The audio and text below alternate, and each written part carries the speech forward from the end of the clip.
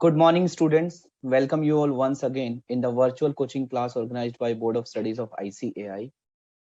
So, students, today we are going to discuss part 2 of Ind AS 115, revenue from contracts with customers, right? In the last class and in the first class, we discussed about what is revenue from contract with customers. So we talked about that what is the scope of this particular standard, and we have discussed this standard covers entire revenue which is generated within this world as far as Ind AS is concerned, except there are some negative list which is given under the standard. For example, leasing contracts are outside the purview of this particular standard. Why?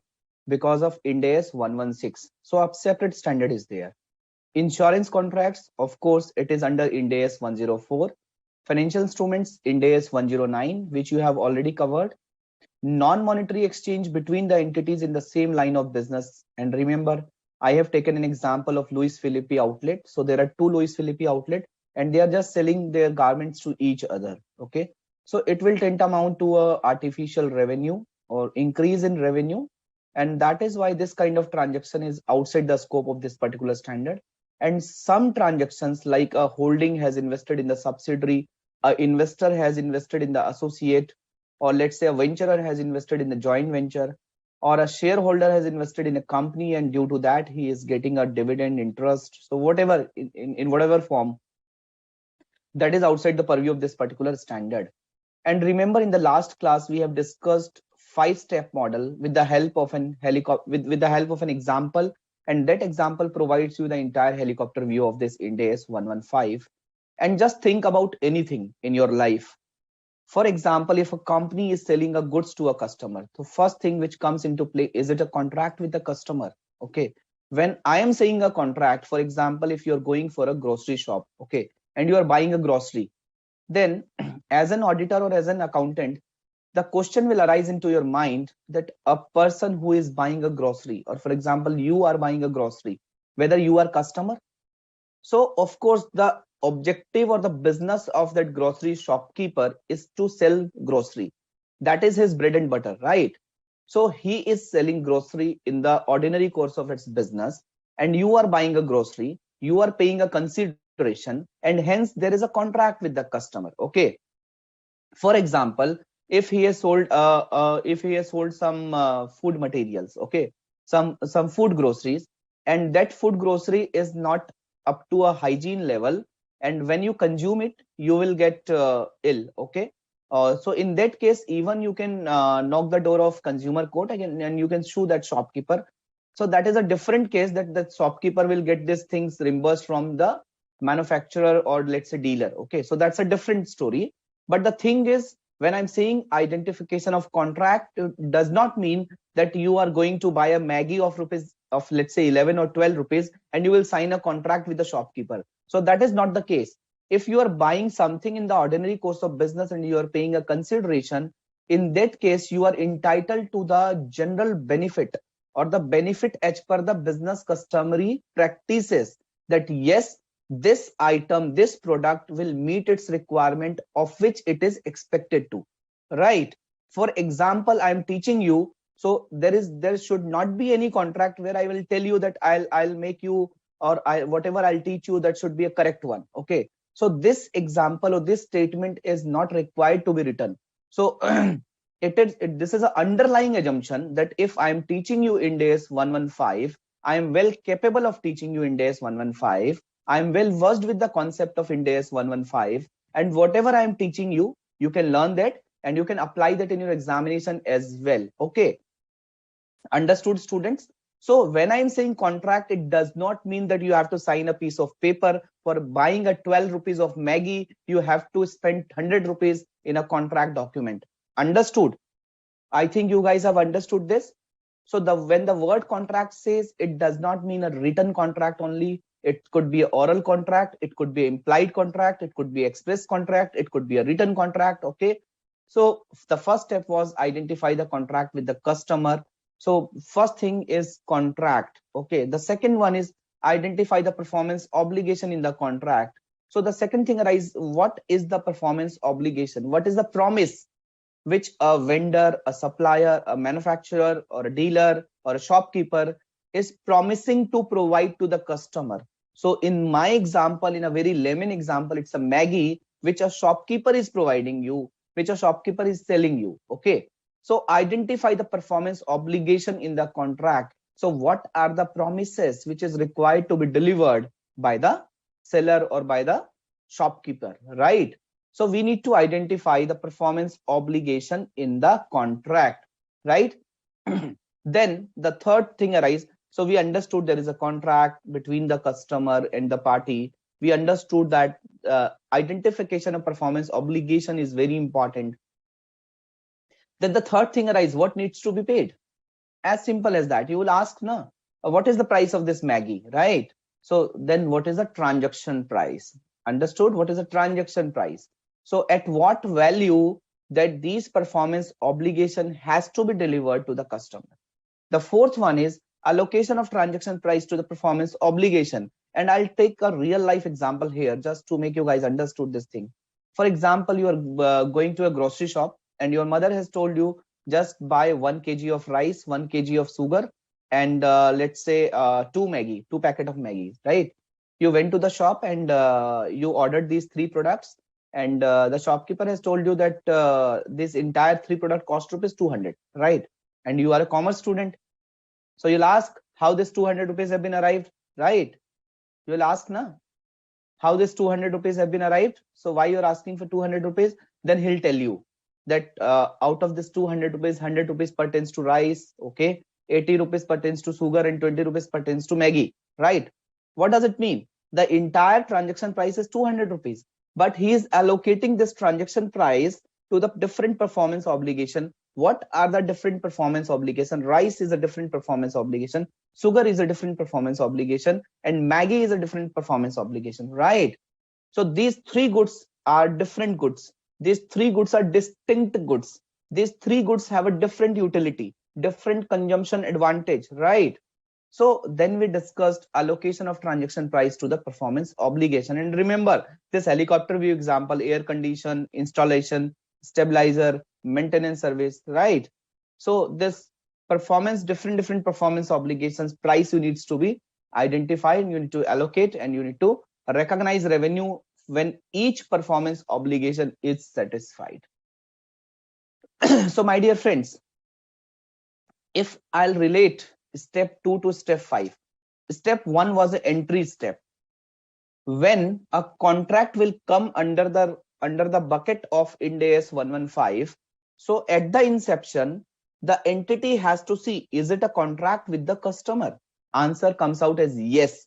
Then it says okay, then go to step 2, right? And when you see this step 2 to step 5, you will see that the performance obligation plays a very important role in this entire Ind AS 115, right? The second step talks about identification of performance obligation. And why identification of performance obligation is important? Because the revenue is required to be measured for each performance obligation, right? And the revenue is required to be recognized when each performance obligation is satisfied. Understood, friends? So first of all, identification of performance obligation is important because this is something on the basis of which revenue is going to be measured and revenue is going to be recognized. And when revenue is recognized, when the performance obligation is satisfied. When the shopkeeper sells Maggie packets to you, it means the performance obligation is satisfied. In a coaching business or in an education business, when I'm completing my course or when I'm completing the subject, it means the performance obligation is satisfied. Okay. When a chartered accountant who is providing auditing services, so performance obligation is getting satisfied when he will do the complete auditing. For example, I work with a listed company, right? In a listed company, so my auditor used to, or chartered accountant, statutory auditor used to do the audit on a quarterly basis, right? So when he will raise the invoice on my company, so he will raise the invoice on my company when the results get published. Why? Because on the date of the board meeting, when the results gets published, the statutory auditor will sign the balance sheet, will sign the audit report. Okay, it means the moment he is signing the audit report, it means audit gets completed and he has already given his opinion. be it a qualified opinion, be it a disclaimer of opinion, be it a clean opinion. But when he is issuing an audit report, it means he has completed his auditing work, and then he used to raise an invoice. So as a chartered accountant, what was the performance obligation as an auditor? The performance obligation is to audit. And when this performance obligation gets satisfied, when he issue his report, okay, so when the performance obligation gets satisfied, he will recognize his revenue. Understood? So identification of performance obligation, then measuring of price, and then recognition of revenue. So these aspects are very important. And let me tell you, the student used to tell me, sir, it's a very lengthy standard. I do agree. It's a lengthy standard. The student used to tell me, sir, it's a very complex standard. I can tell you this is not a complex standard. If you will relate this standard from your day-to-day life, and if you will just expand the horizon of your thinking or thoughts, okay, so you will find this standard very interesting. You will find this standard very logical. You will find this standard is completely based on substance over form. What is the substance of the transaction? How can I recognize revenue for those performance obligation, for those goods or services which has yet not delivered by the entity? Understood? Okay. If a company is selling a car, and company is also committing for providing three free services, three maintenance services. So guys, how can this company recognize a revenue for three maintenance services which this entity has not delivered so far? And let me tell you, these maintenance service will carry a cost as well, right? Understood? So going by the cost matching principle, going by the matching principle where you will match the revenue and cost, so this funda will also get defeated, right? So I hope you guys are comfortable so far, right? Let me see if there is any query.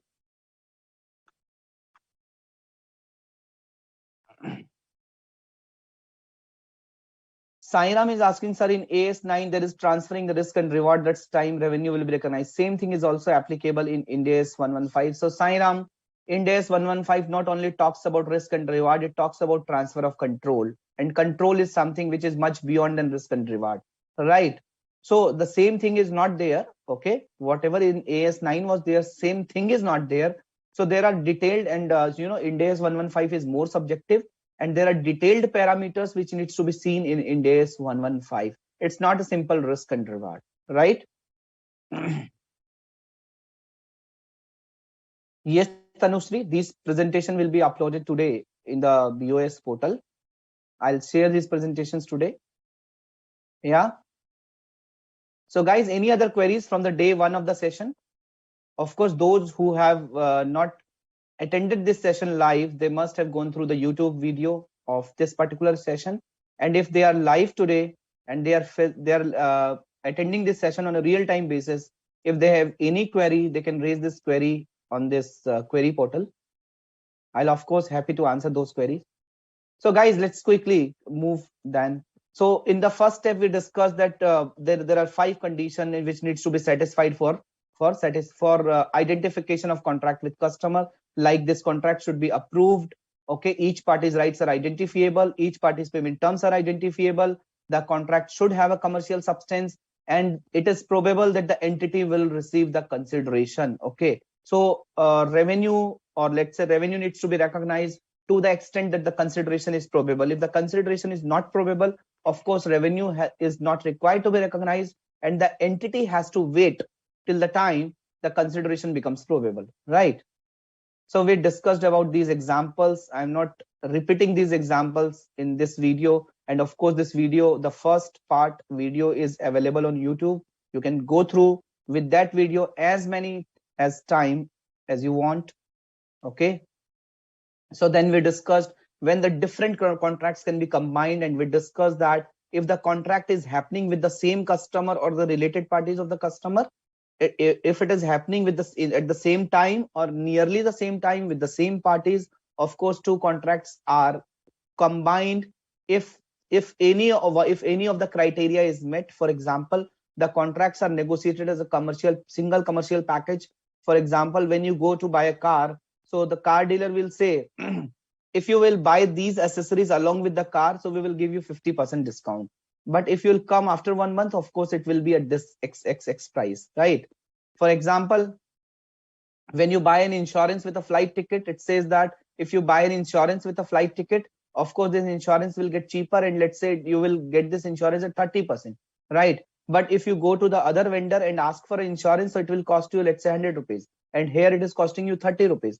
So if two different contracts are negotiated as a single commercial package, okay, so consideration in one contract is depending on the other contract. For example, I have taken one example that, of course, I am taking 10 classes, and the company is asking for another 5 classes, and they are saying that don't think this consideration as a single consideration, just think as a different consideration, think this entire contract as a one contract. Okay, so again, if the consideration in one contract is depending on the other contract, and goods or services are single performance obligation, okay, so you can get the complete benefit out of the performance obligation which is satisfied in the first contract. Of course, it's a single performance obligation. In that case, two different contracts are combined, otherwise it is accounted for as a separate contract, right? So we have taken all the example from institute study material. Okay, of course you are required to do the revision for those things. Contract modification, so of course if the scope is changing, price is changing, it will result into modification. So if there is a modification, whether it will call for a new contract, I mean to say separate contract, or it will call for a amendment in the existing contract, of course it depends on the terms and condition. For example, when there is a change in the scope of the contract and there are new different goods and services, new goods and services are added, and those new goods and services are added at the fair value, at the standalone selling price, then it will be a single contract. Then it will be a separate contract, new contract, right? There will be an old contract, there will be a new contract as well, right? But all other modifications have to be treated either as an amendment in the existing contract, or cancellation of earlier contract and creation of a new contract, right? So we have discussed this thing with the help of an example as well in the last class. Okay, so you all are requested to, if you have missed the first session, you all are requested to go to the YouTube wherever these videos are uploaded, and just have a look at the part 1 of this Ind AS 115.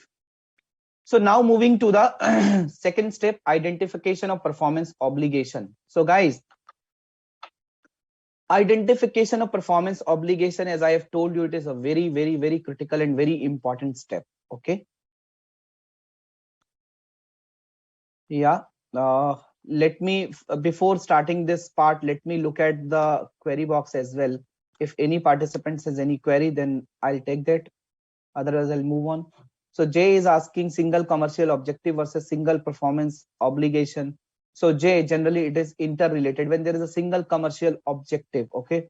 So single commercial objective means, for example, if I'm buying a car, and and along with car, I'm also buying accessories. So okay. So is it a single commercial objective? Okay. Single commercial objective means I'm just thinking about, this car as well as this maintenance part as well. Okay. For example, with the car, I'm buying a Stephanie. Okay. So if this tire will get deflated, of course, I have to use the Stephanie tire, and then only my car will be able to run. So is it a single commercial objective?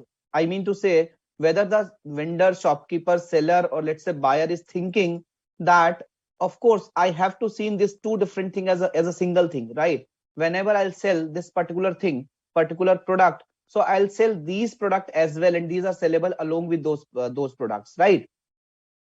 So single commercial objective, for example, you must have seen in a lot of scenario where the companies are selling goods and services. Okay, so they are selling goods on a cost to cost basis, but they are getting a margin into services. Okay, so their commercial objective is a single commercial objective.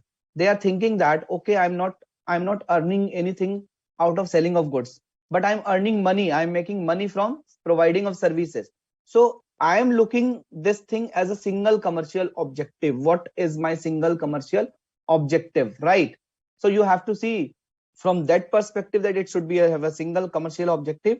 And what is a single performance obligation? Single performance obligation means the control will be transferred, or the another party will be able to use the product, okay, independently. For example, if a car has been sold, so of course the car has its own uses and the customer is able to get the benefit out of it. Okay, so maintenance service will come into picture after some point of time.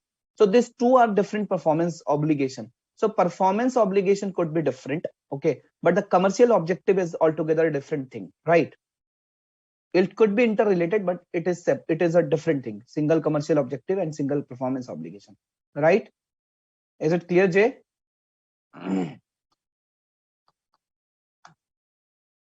Any other query?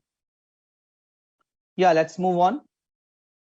So guys, coming to the identification of performance obligation, it is very important to identify the performance obligation.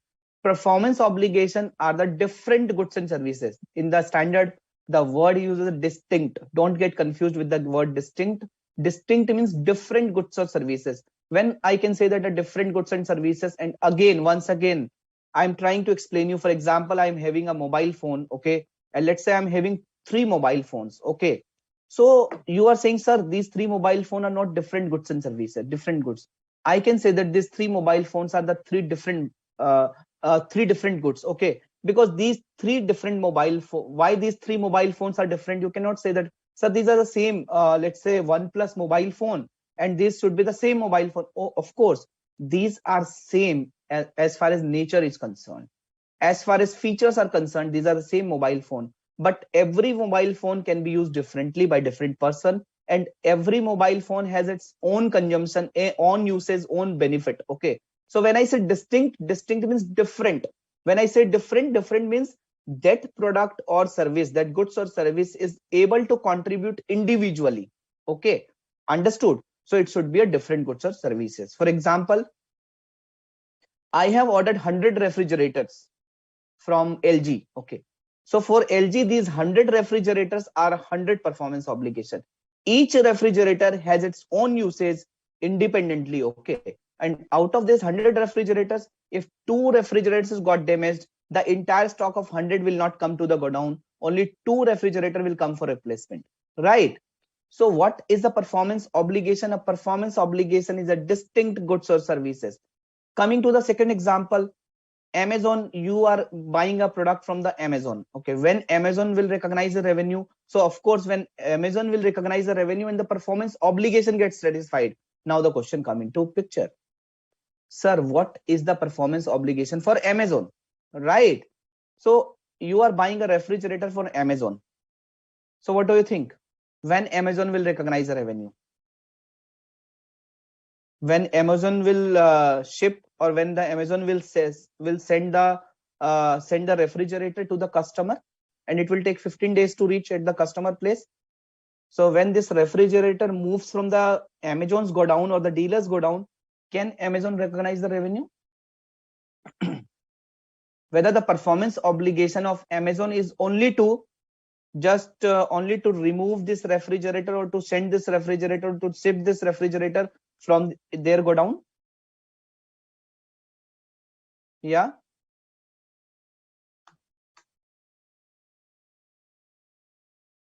So Jay is saying, the delivery time. So Amazon will not recognize revenue when the Amazon will ship or send the refrigerator from its godown. Amazon will recognize the revenue when this goods, when this refrigerator is delivered at the customer place, right? Because when you are ordering a product online and you are asking for a delivery at your residence or at a particular location or at a place, and the goods are getting delivered at that place, so of course the performance obligation of Amazon will satisfy only when then this goods will be delivered, or this refrigerator will deliver at the residence of the customer, right? So you cannot say that once it will, it will just go out of the godown of the Amazon will recognize revenue. Amazon will not recognize the revenue, right? So you have to see from that perspective that selling a refrigerator and providing a delivery of the refrigerator, these two are not two different performance obligation. If you think, of course, these are the two different activities, right? These are the two different activities. For example, if I'm going to Chroma, I'm going to Reliance Digital, or I'm going to Vijay Sales for buying a refrigerator. Of course, I'll buy the refrigerator, I'll pay the money to the Vijay Sales, and then I have to arrange the delivery. It's my own, right? So these two are different activities, but whether these two different activities are two different performance obligation, answer is no. So what does you mean? You can see that I have taken two different examples. One, I'm going to Vijay Sales or Chroma or Reliance Digital and I'm buying a refrigerator. I am paying a money, and when this shopkeeper is selling a refrigerator, so he will recognize revenue. Okay, he will do bank account debit to sales account. Right, he is recognizing a revenue, and just I am arranging a delivery at my own. But in case of Amazon, Amazon is buying a product from Vijay Sales, for example, and delivering it to me. But Amazon is not recognizing the revenue at that point of time. So Amazon is recognized only when the delivery happens. Okay. So you, while looking at the performance obligation, you need to see the features of the contract as well. Right? You need to see the features of the contract as well. You need to see what is the customary business practices. You need to see what are the contractual terms, and accordingly you are required to recognize a revenue. Understood? You are required to recognize a revenue. Clear? So in case of Amazon, these are the single performance obligation, not the two different performance obligation. But of course, as far as activities are concerned, these are the two different activities. So guys, don't get confused between the activities and performance obligation, right? There could be a two or more than two activities, but there could be a case when there is a single performance obligation, right? Okay. For example, this Ind AS 115 lecture will take 5 classes. So in all these 5 classes, I have to take these classes on a different days. I have to wear a different shirt. Okay. I have, the timings are different. The timings are different means it will be on a different days, right? Earlier it was on 22nd, now it is on 24th, right?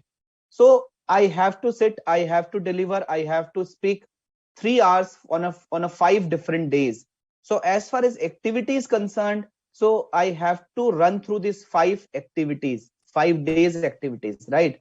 5 5 times 3 hours activity. But as far as performance obligation is concerned, it is a single performance obligation to teach you Ind AS 115, right? So going by the first step and having a first lecture will not benefit you until and unless you will read this entire 5 steps. Until and unless you will go through with this entire 5 lecture, you will not be able to consume the benefit of Ind AS 115. And here only it comes out as a single performance obligation. So guys, don't get confused with the activities and performance obligation. I hope you have understood. I would appreciate your confirmation. So whomsoever is attending this lecture on a real-time basis, I would appreciate your confirmation. Have you understood the difference between the activity and the performance obligation? Have you understood what is the meaning of performance obligation? Have you understood how this performance obligation is important? Have you understood that once you identify the performance obligation, you have to identify the price of that performance obligation, and then you need to recognize the revenue of that performance obligation when the performance obligation will get satisfied, right? Clear? Have you understood the meaning of distinct goods or services? Different goods or services means those goods and services can provide a benefit or the customer can consume individually, right? Clear? Good. Thanks, Jay, for the confirmation. So friends, what is a performance obligation? A performance obligation is a promise. It's a promise to transfer to a customer a distinct goods or services, a different goods or services, right? For example, these 100 refrigerator are 100 performance obligation, or a series of different goods or services, a series of different goods or services that are substantially the same and have the same pattern of transfer. Series of different goods and services. For example, you have contracted with a newspaper agency. Okay. And this newspaper agency will deliver 365 newspaper in a year. So of course, these are the 365 performance obligation. Is it a 365 performance obligation? Because this 365 newspaper are the different newspaper, guys. Every day you will find a different news in the different newspaper, right? So of course, this is a series of different goods. Distinct goods means this every newspaper has its own individuality, has its own benefit. Okay, can used individually. Okay, so it's a series of different goods. Okay, but it is substantially the same and have the same pattern of transfer. Okay, so what is this? This is a newspaper. What is the use of this newspaper? This newspaper will make you understand the news. Okay, will make you aware what is happening around the world, right? So these different goods, this series of different goods, 365 newspaper, are substantially the same as far as nature is concerned, and have the same pattern of transfer, right? So every day you will get the newspaper, you will read the newspaper, you get the newspaper in a paper form, you will read the newspaper, and you have the same benefit every day. Okay, the kind of benefit is different. Sometimes you will be happy, sometimes you will be sad. When for example there is a corona news, you will be sad after reading that negative news. But of course, when you found that this Neeraj Arora has won in the Olympics, of course you will be happy, you will feel proud, right? So if there is a series of different goods which is substantially the same and have the same pattern of transfer, it will be considered as a single performance obligation, right? When there is a different goods or service, it will be considered as a single performance obligation, right? What is the performance obligation? It is a distinct goods or service, or it is a series of distinct goods or service which have substantially the same nature and have the same pattern of transfer. Now the question arises, we understood what is the performance obligation. It is a different goods or services, it is a distinct goods or services.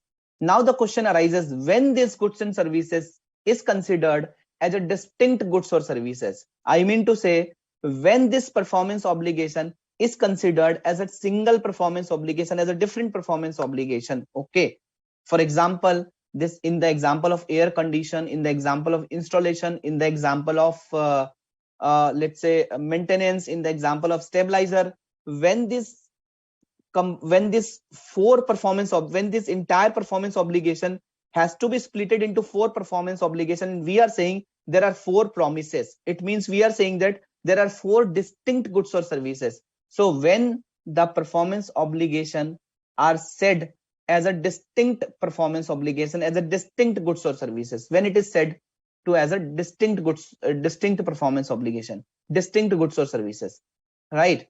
So let me take you through my Excel file,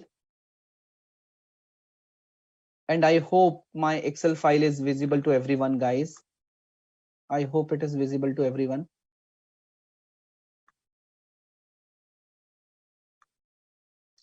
Just a minute.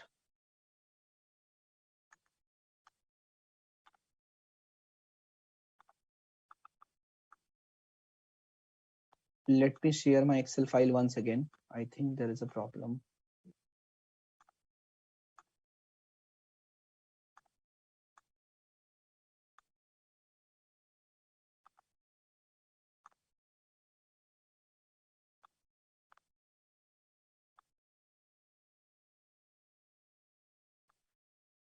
Yeah, I hope my Excel file is visible to you guys.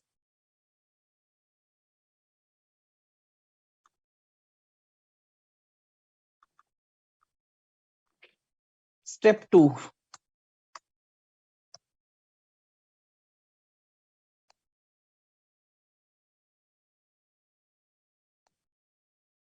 Identify the performance obligations, right?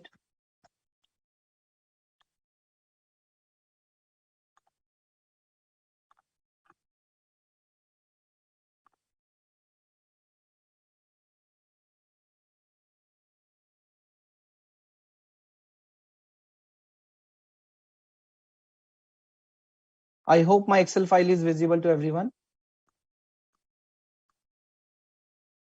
Identify the performance obligation. So what is performance obligation? Performance obligation, or I'll write this as a PO, right? PO. Performance obligation is a distinct goods or service. Okay. Performance obligation is a distinct goods or services, or a series of distinct goods or service which have a which is substantially same and have same pattern of transfer of benefit, same pattern of transfer. Okay, right. So what is a performance obligation? Performance obligation is a distinct goods or service or a series of distinct goods or service, right? Or a series of distinct goods or service. Clear? Performance obligation is a distinct goods or service or a series of distinct goods or service, right?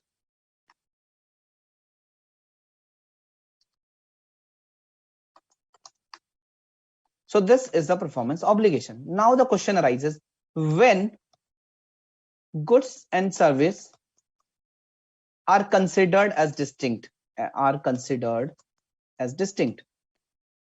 when I will say that the selling of refrigerator and delivery of refrigerator, these are the two different goods or services. Okay, or when should I say these two are not different, these are not two different goods or service, this is one goods or service. If it is one goods or service, selling and delivery, so it will be considered as a one performance obligation. But if it is two different service, if it is two different activity, two different service, two distinct service, where if it is two distinct service, I can say that these are the two different performance obligation. So we need to understand when goods and service are considered as a distinct. Okay, and this is very important. Distinct means different. Okay, when goods and services are considered as a distinct. Understood? So when goods and services are considered as distinct, so goods and services are considered as a distinct.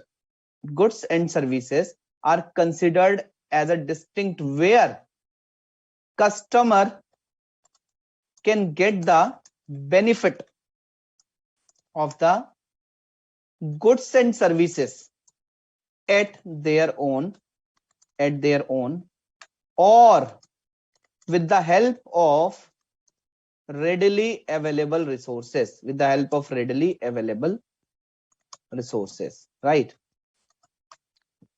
When goods and services are considered as a distinct, goods and services are considered as a distinct when the customer can get the benefit of goods and services at their own or with the help of the readily available resources, right? For example, in the example of this particular thing, when you are buying a product from Amazon, you are buying a refrigerator. Can you get this refrigerator delivered at your own?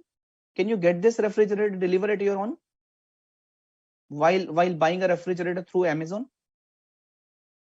Yeah. What is your view, guys? Can you get this refrigerator delivered at your own if you're buying this refrigerator through Amazon?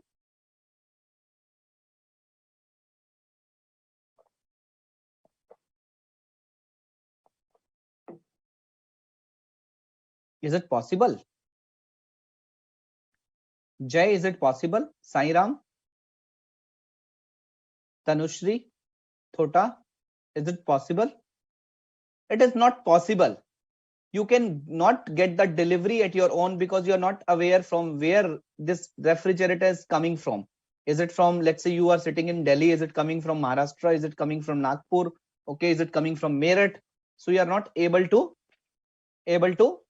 track that from where it is coming and how can I get the delivery out of it. Okay, so it is very difficult. You cannot get the delivery arranged at your own, and hence in this kind of arrangement where you are buying a product from this online market, in this online platform companies, of course in these kind of arrangements you cannot get the delivery at your own, right?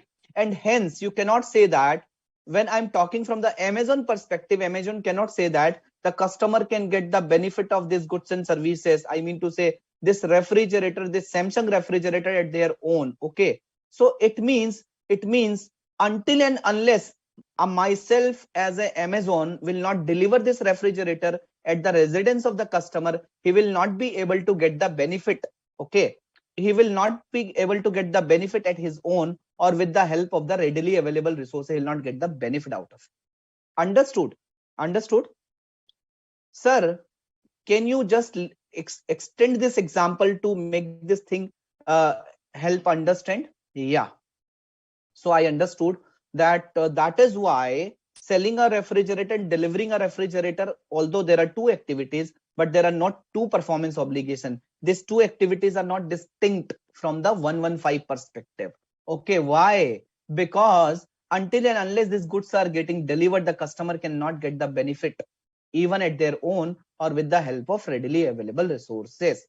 Now coming to the second example, the companies are selling goods, right? And as far as their gesture are concerned, or let's say as far as their business practices are concerned, so they are giving you a first time free technician service, right? For example, uh, I have just purchased a mixer from this Morphy Richards, okay, and I have purchased a refrigerator from Samsung. So they are saying that our engineer will come at your place and our engineer will provide a demo. He will explain how this how this mixer grinder juicer will be able to will be usable. Okay, you will be able to use this mixer juicer and grinder, and he will explain you how this refrigerator will be handled, how this refrigerator will be usable, how you'll use this refrigerator, at what temperature it has to go. So guys, I can tell you, I had the opportunity and option to call for these two different technicians. One for my mixie, which is from a different company, different brand, and one is for my refrigerator. But I didn't have any time because I am going to office on a regular basis. My wife is also very busy. So we didn't call these guys, and we have installed at our own. Okay, just we have to plug in. We just clean this refrigerator. We plug in this refrigerator. We read the instruction booklet, because every electronic item has some booklet. We just read the booklet.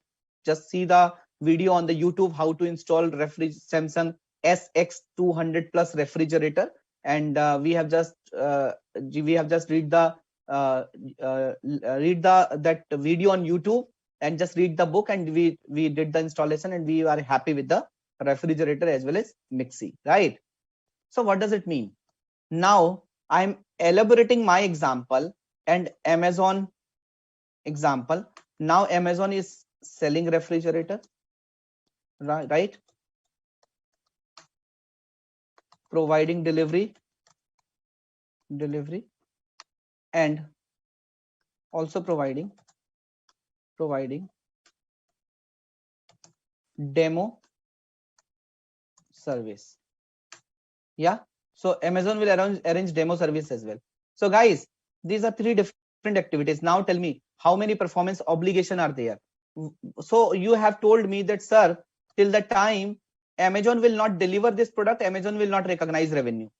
Okay, for example, you have ordered this product on 15th of May, let's say 15 January, okay, 15 January 2022, you have ordered this product, and Amazon has already shipped this product on 15 Jan 22.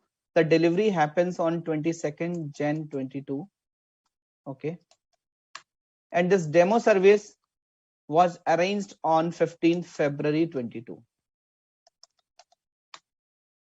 Now tell me guys, how many performance obligation are there? Okay, how many performance obligation are there, and whether Amazon will able to recognize revenue when this goods will be delivered and the demo service has not been given to the customer? Whether the customer will be able to use this refrigerator at its own, or with the help of readily available resources, with the help of YouTube, with the help of manual, with the help of booklet, with the help of external technicians, with the help of external engineers, with the help of external mechanics, with the help of a guy from urban company. Guys,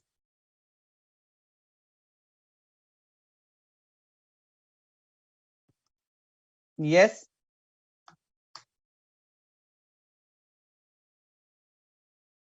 Priya, Jay, Sairam, Tanushri, Thota, tell me, in this case, How many distinct goods and services are there? Tell me. Can Amazon recognize revenue at the time of delivery or at the time when this demo service will get completed?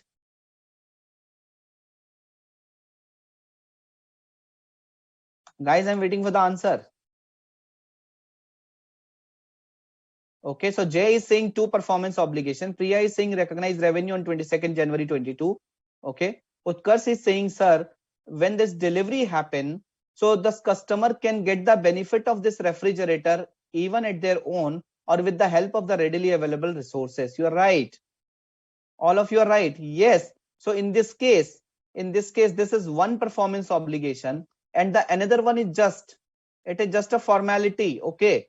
So this is one performance obligation and the another one is a different performance obligation. This demo installation, it is a different performance obligation. Okay. Yeah. So it is, so there are 2 performance obligation in this case. Okay. So the customer, the Amazon will recognize revenue when this delivery happens. Why? Because customer can get the benefit of the goods and services at their own or with the help of the readily available resources. Right? Guys, have you understood the first thing? So when goods and services are considered as a distinct, goods and services are considered as a distinct when the customer can get the benefit of the goods and services at their own or with the help of readily available resources. Okay. And of course, the goods and services are separately identifiable in the contract. The goods and services are separately identifiable in the contract, right?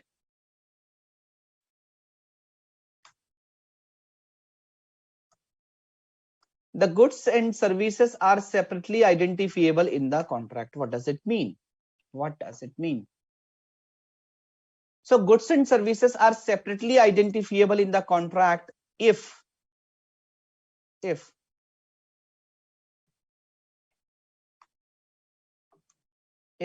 there are 3 conditions. Condition number A, there should not be a significant integration in the, there should not be a significant integration. Okay, there not be a significant integration which is required. Okay. B, significant modification is not required. Significant modification or customization is not required, right? Not required. Third,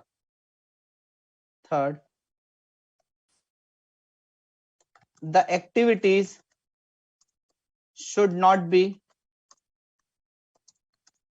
highly interdependent. Sir, we are not able to understand this part. Don't worry, I'm explaining you guys. Okay, don't worry. There should not be a significant integration. Okay, a significant modification or customization is not required. Okay, the activities should not be highly interdependent, right? So the goods and services are separately identified in the contract. Okay, when you can say that the goods and services are separately identified in the contract if, okay, so the goods and services are considered as separately identified in the contract, if,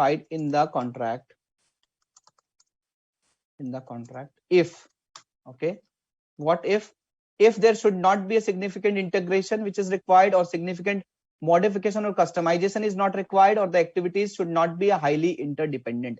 If any of the condition will satisfy, okay, so if any of the condition will get breached, for example, the goods and services are significant, the significant integration is required between the goods and services, okay, significant modification or customization is required or the activities are highly interdependent, in that case In that case, we cannot say that the goods and services are separately identified in the contract. So two conditions should be satisfied. One, customer can get the benefit of the goods and services at their own or with the help of readily available resources. Like in this Amazon example, we have understood that till the time delivery will not happen, the customer will not be able to even get the benefit of that goods at their own or with the help of readily available resources, right? So we understood that how it is considered as a distinct. Okay, then I have taken an example of demo service where you can already get the benefit at your own or with the help of readily available resources.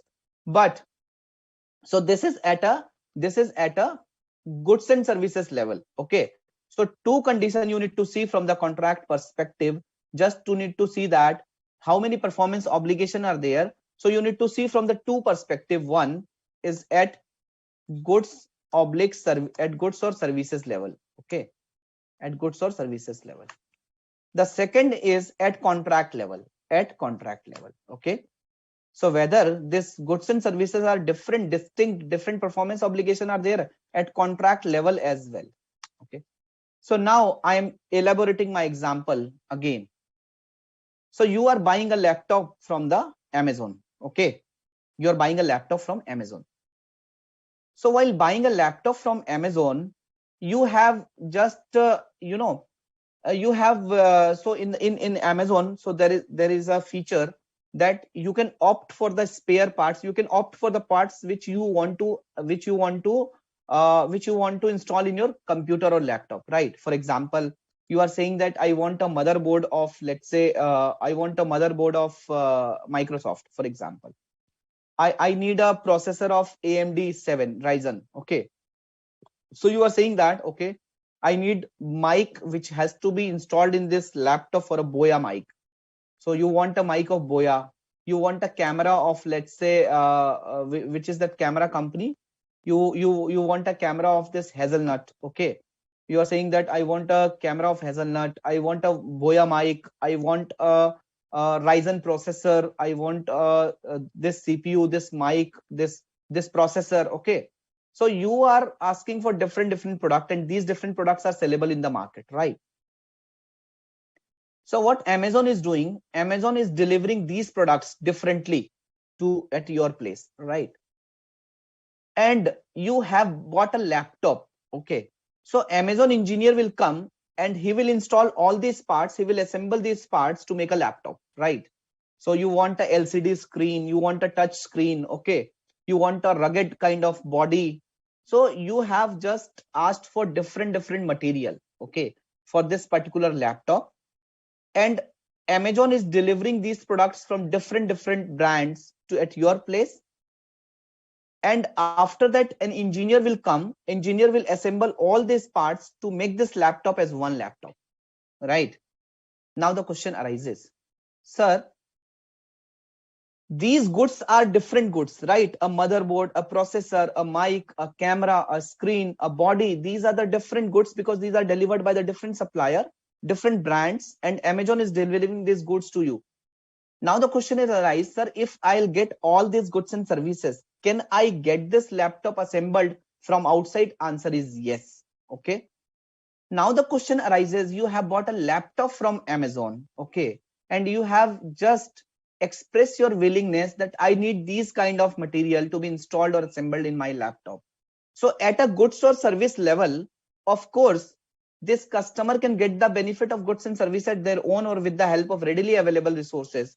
But as far as Amazon is concerned, whether Amazon will recognize a revenue for the laptop when it's delivered all the parts to the at the address of the customer, whether this contract at a contract level, whether the goods and services are separately identifiable in the contract. Can I say this motherboard, processor, mic, screen, body, these are the 5 performance obligation, can I say? And I can recognize the revenue, or let's say I can recognize the revenue once these goods are delivered at the premise of the customer. Can I say that? Friends, what do you say? What do you say?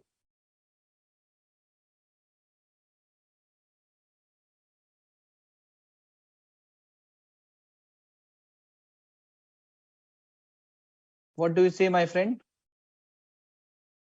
Answer is no. Why? Although at goods or service level, you can say that yes, it is providing the benefit at their own, or let's say with the help of readily available resources.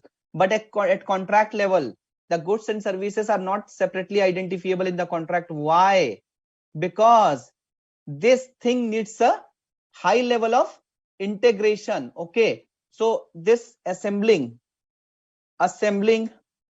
sorry. So assembling different part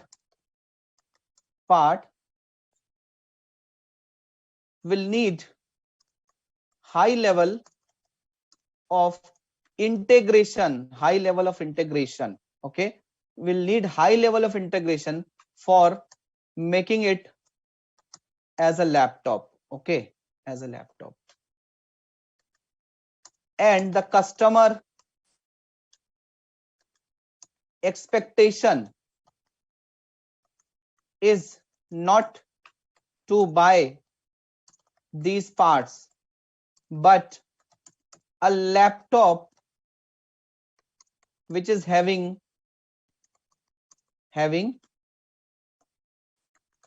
such parts. Am I right? Am I right, friends? So assembling different part will need a high level of integration for making it as a laptop, and the customer expectation is not to buy these parts, but to buy a laptop which is having such parts. In this case, selling parts, delivery of parts, and assembling parts to make a laptop is not a different performance obligation. These are the single performance obligation. My dear friends. These are the single performance obligation. And this is the single performance obligation. And revenue will be recognized when these three activities will get completed. So we can say that this is one single performance obligation. Okay. And hence revenue will be recognized when this laptop will be made, when all the parts will be assembled to make a laptop. Okay. So when this high degree of integration is required, or high degree of modification or customization is required, and the activities are highly interdependent, we cannot say that the goods and services are separately identified in the contract. I hope you guys have understood this concept. Yes or no?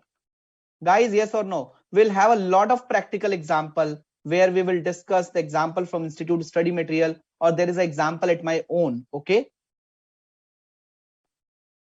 Is it clear, guys? At goods and services level or at contract level? Is it clear? I will take one more example to make you guys understand. A software company, there is a software company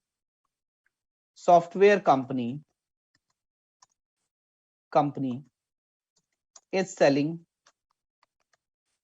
a Access software to a client. Okay. To a client. It also provides installation service. Okay. The installation service is a normal service, and this can be done by any software engineer. Okay. The software company also sells goods on a model where client can take only software, only installation. For example, the client can buy software from anyone else and installation from this software company, or both from this software company, from this company. So this is software company also sells, software company. Okay. So friends, in this example, tell me, in this example, how many performance obligations are there? How many performance obligations are there? How many performance obligations are there in this case? Sale of software, installation service. For example, the client is asking for both, okay, sale of software and installation service. And this company has sold software on, let's say, 15th January 22, okay, and the company has provided the installation service on 15th February 2022. So friends, tell me, in this case, if the software company has sold the software to the client, so can the client get the benefit of this software at their own or with the help of readily available resources from the market? Yeah, of course, yes. Of course, yes. Because it is written na, that this kind of software can be installed by any software engineer, right? At the contract level, whether these goods and services are separately identifiable in the contract. Yes, it is separately identifiable in the contract. Why? Because there should not be a significant integration. This is not something where high level of significant integration is required. There is no significant modification or customization is required, and the activities are not highly interdependent. Okay, so we can say that yes, these goods and services are distinct at a goods and services level as well as at a contract level. Okay, so in this case, how many performance obligation are there? There are two performance obligation in the contract. So this software company will recognize revenue from the sale of software when the software will get delivered. Okay, and the software company will recognize the revenue from installation service when this installation service will happen. So you'll ask one thing, sir, for example, this customer has negotiated as a single contract, okay, and the customer is paying 1 crore rupees for software as well as installation. So in this case, how we will recognize revenue? So of course, you need to allocate 1 crore into two performance obligation, which is software and installation service. And even this company, software company, is also selling installation separately, right? So you will have a standalone selling price or fair value of these two different activities, two different performance obligation. So you need to allocate the transaction price and you need to recognize the revenue at a point of time when this sale of software happens and when this installation done, right? Now I'll flip my example, right? I'll flip my example and then I'll see if you have any query. Okay, now I'll flip my example. This software company is selling a access software to a client. Okay, okay, it also provides installation service. The installation service is the installation service requires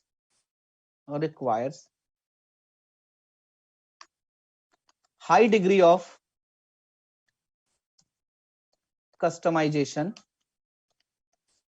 and it is done by this company only only only as since this installation require high degree of customization and it is done by this company only, as this needs highly this needs high amount of knowledge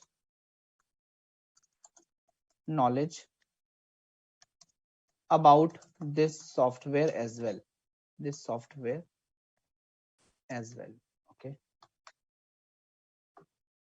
So the client, and hence the client always buy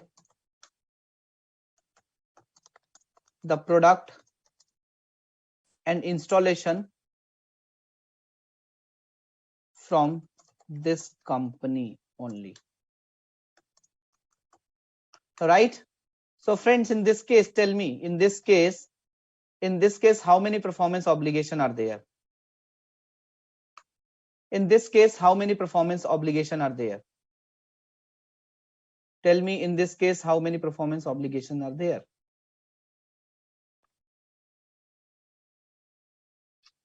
Yeah,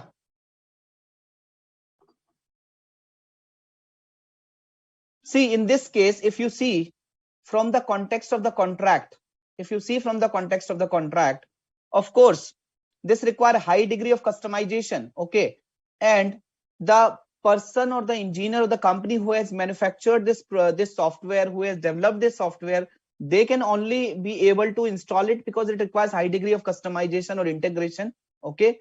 And hence, from the context of the contract, it is not a distinct, it is a single performance obligation. So in this case, the sale of software and this installation, this will not be considered as a different performance obligation. This will be considered as a single performance obligation. So in this case, single performance obligation is there, and in this case, revenue for entire contract is recognized on 15th February 22. In this case, revenue is recognized here. In the first instance, revenue is recognized for this activity, recognized for this performance obligation on 15th Jan, and for this 15th Feb. Yeah, understood? Guys, have you understood? So how you determine the performance obligation? What is a performance obligation? A performance obligation is a distinct goods or service, or a series of distinct goods or service which is substantially same and have the same pattern of transfer. We are not talking about, for the time being, we are not talking about the series of distinct goods or service. We are talking about distinct goods or service. When goods and services are considered as a distinct, different, goods and services are considered as distinct when the customer can get the benefit of the goods and service at their own or with the help of the readily available resources, right? And the goods and services are separately identifiable in the contract. Now, I'll take a classic example once again for this goods and services where the customer can get the benefit at their own.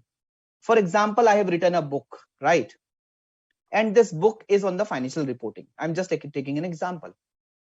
So I have given the entire commentary of this standard, I mean to say this, like Ind AS 115. I have put the question paper, I have put the questions of Ind AS 115, case studies of Ind AS 115, and I have also given the answers of Ind AS 115, right, which is self-explanatory in nature. And I am also teaching the students, right? So friends, if I am selling my books and if I am selling my classes, so is it a two different performance obligation? Answer is yes. Why? Because if a student who will buy my book, he will be able to do the self-study. He will be able to understand the questions. He will be able to learn the Ind AS standards, right? He can get the benefit at his own, right? Understood? Or he can take the coaching from somebody different, different person, and he can refer my book for doing the practice or revision, right? Now, I'm just flipping my example. So you understood, in this case, you can use the book individually or at your own. But I'm also into coaching and I have developed a book where I've not given any answer.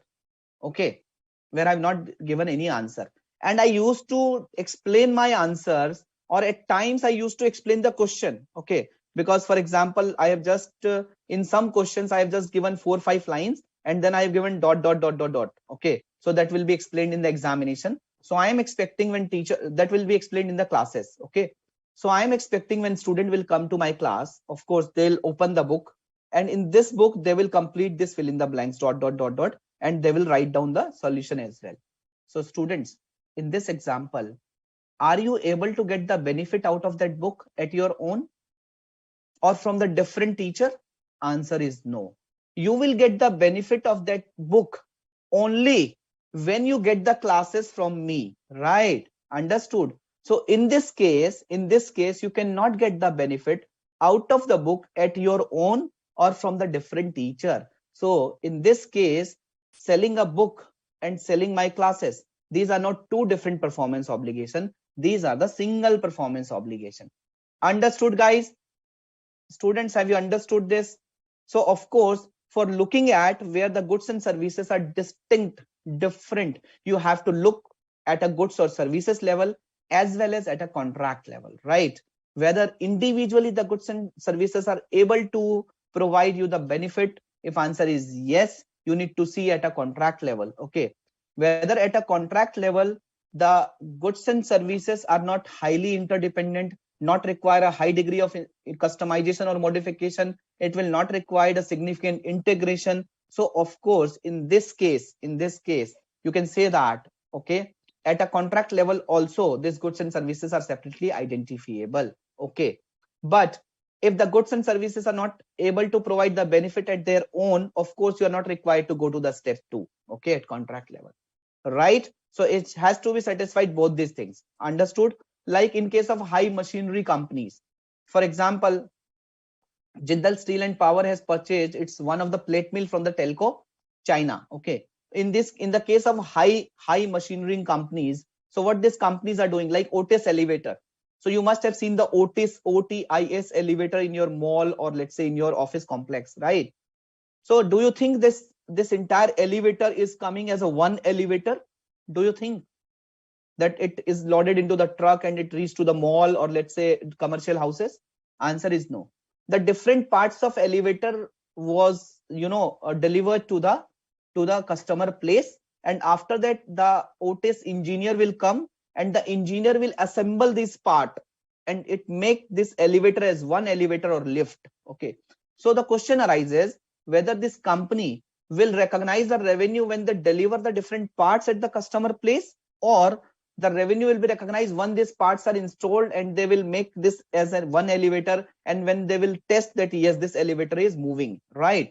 So answer is, so as far as at a contract level is concerned, of course high level of significant integration, modification, customization or interdependency is there, and hence at a contract level this delivering part, manufacturing elevator parts, then delivering elevator parts, and then assembling elevator parts, and just have a trial run that yes, this elevator is moving.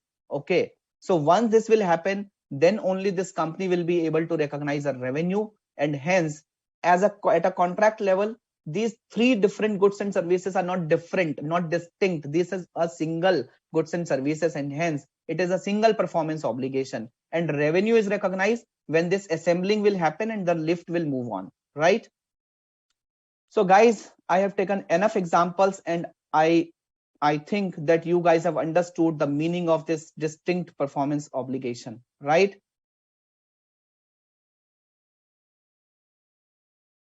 Clear? Is it clear to everyone? Jay, are you clear? Whether the concepts are clear? Will you be able to remember the example of this book?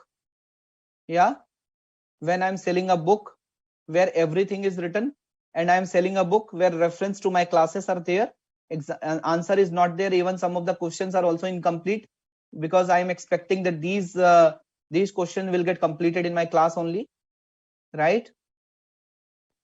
Okay, so friends, let's move on to my PowerPoint presentation.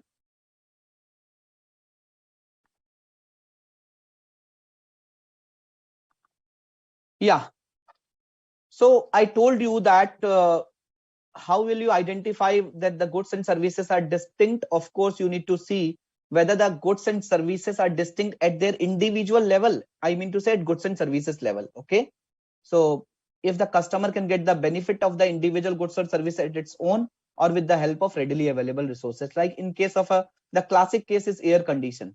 Okay, although these companies are providing installation as well, but you can get the installation done from outside as well. Okay, the second step is the first at a goods and service level, and the second one is at contract level, right? So you will get confused when you read this standard. Okay, so I would request each one of you, please prepare a notes and please write down the notes, whatever I have written in the Excel file. Please write down the notes that yes, to identify whether goods and services are distinct, step one, you need to see at goods and service level individually, right? And what you need to see, whether the customer will be able to get the benefit out of it, either at its own or with the help of the readily available resources.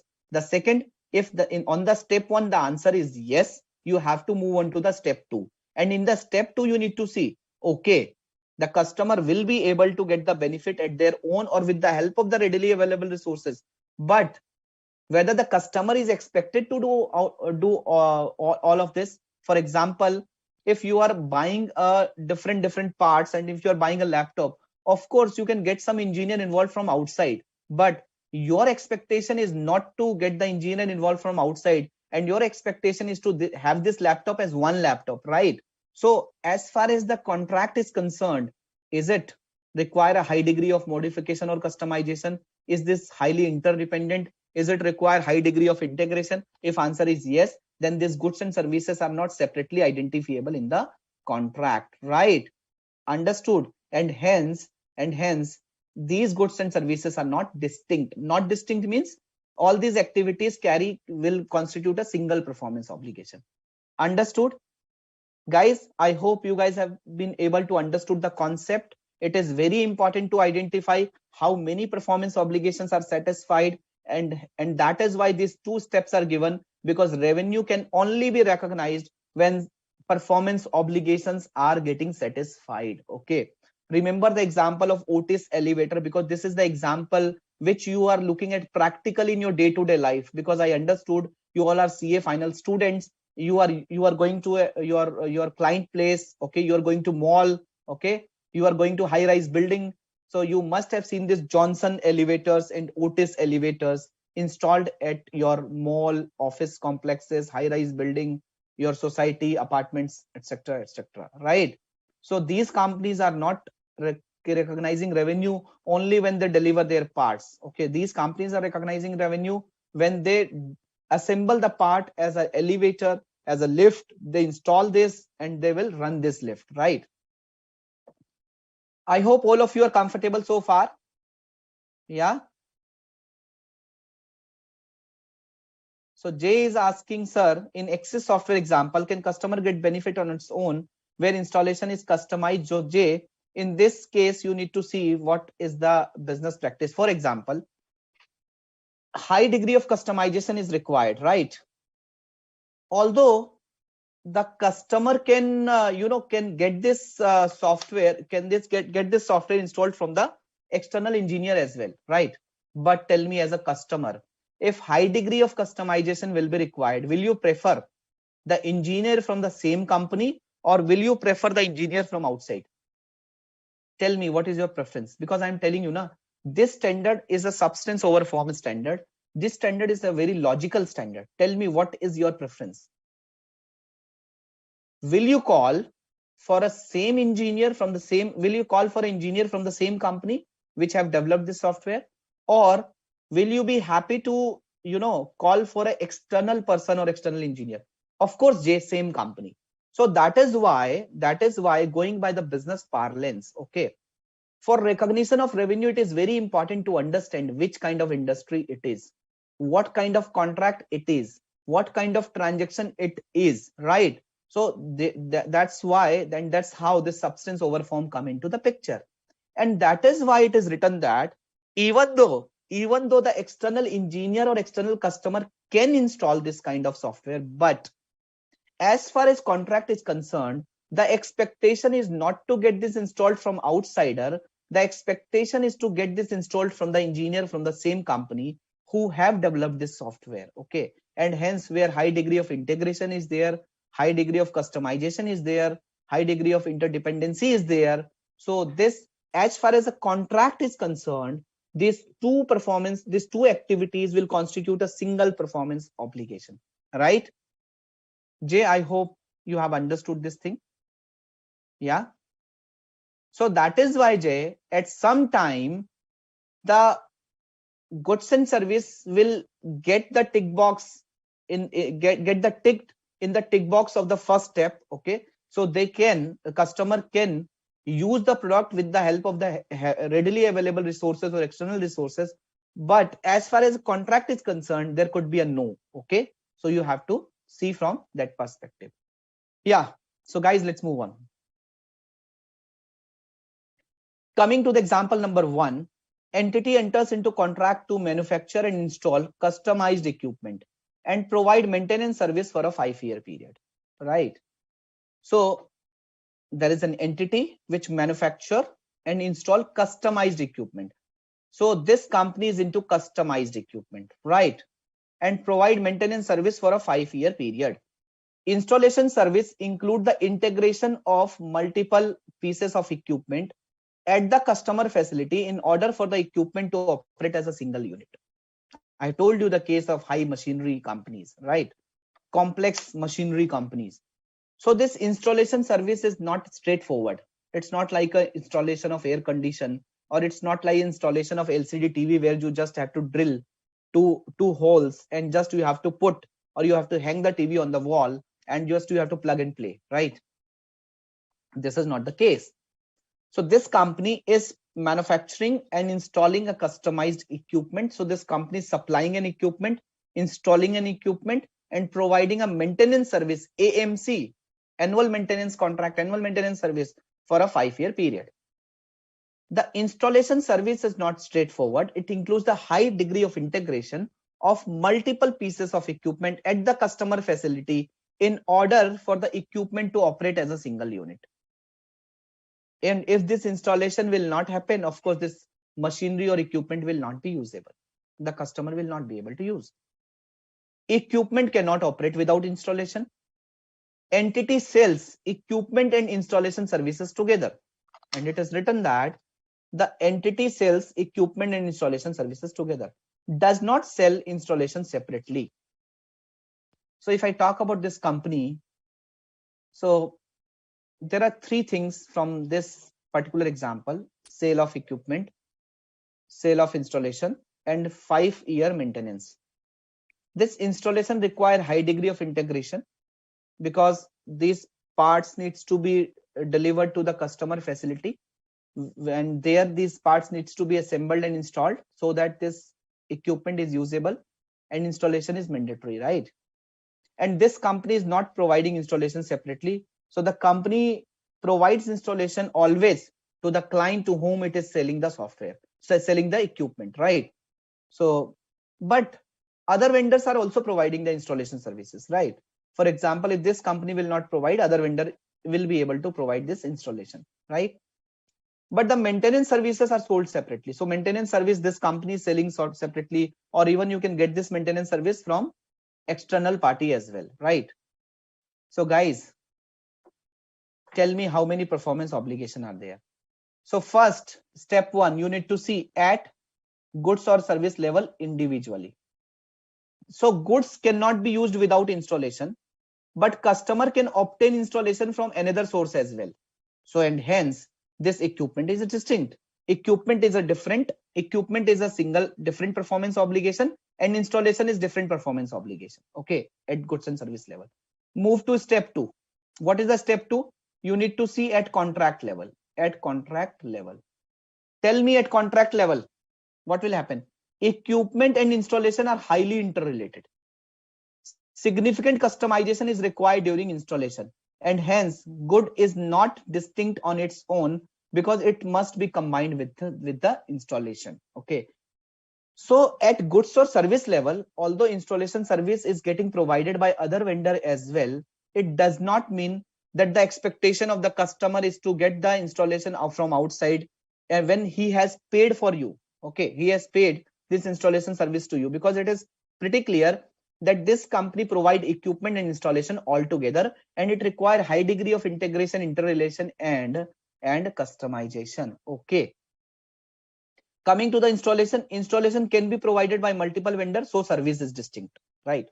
So at a goods or service level, this sale of equipment, sale of installation is distinct, but at a contract level, it is not distinct. It is a single performance obligation, right? Equipment and installation are not distinct from one another as far as a contract is concerned, right? Maintenance, of course, maintenance is a distinct function because they are sold separately. And again, this maintenance service is not highly related. No integration, no modification, no customization is required, and maintenance service are individually distinct. So guys, in this case, there are 2 performance obligations: the equipment and the installation, because they are not distinct as per the contract, and maintenance services. So these are the 2 different performance obligations. Guys, I hope you have understood the concept of identification of performance obligation, the concept of distinct goods or services. So what is a performance obligation? It is a distinct goods or services. And when the goods and services are considered as a distinct, when the customer will be able to get the benefit at their own or with the help of the readily available resources. I mean to say, you need to see from the goods and services level. The second, you need to see from the perspective of the contract, where you need to see that as per the contract, is it actually distinct? I mean to say, whether high degree of integration, customization, modification, interrelation is there. If it is there, it is not distinct as far as contract is concerned, right? So first, you have to see the granular picture. I mean to say, a picture at an individual level. Then you have to see the umbrella picture at the macro level. First micro, then macro, right? Understood?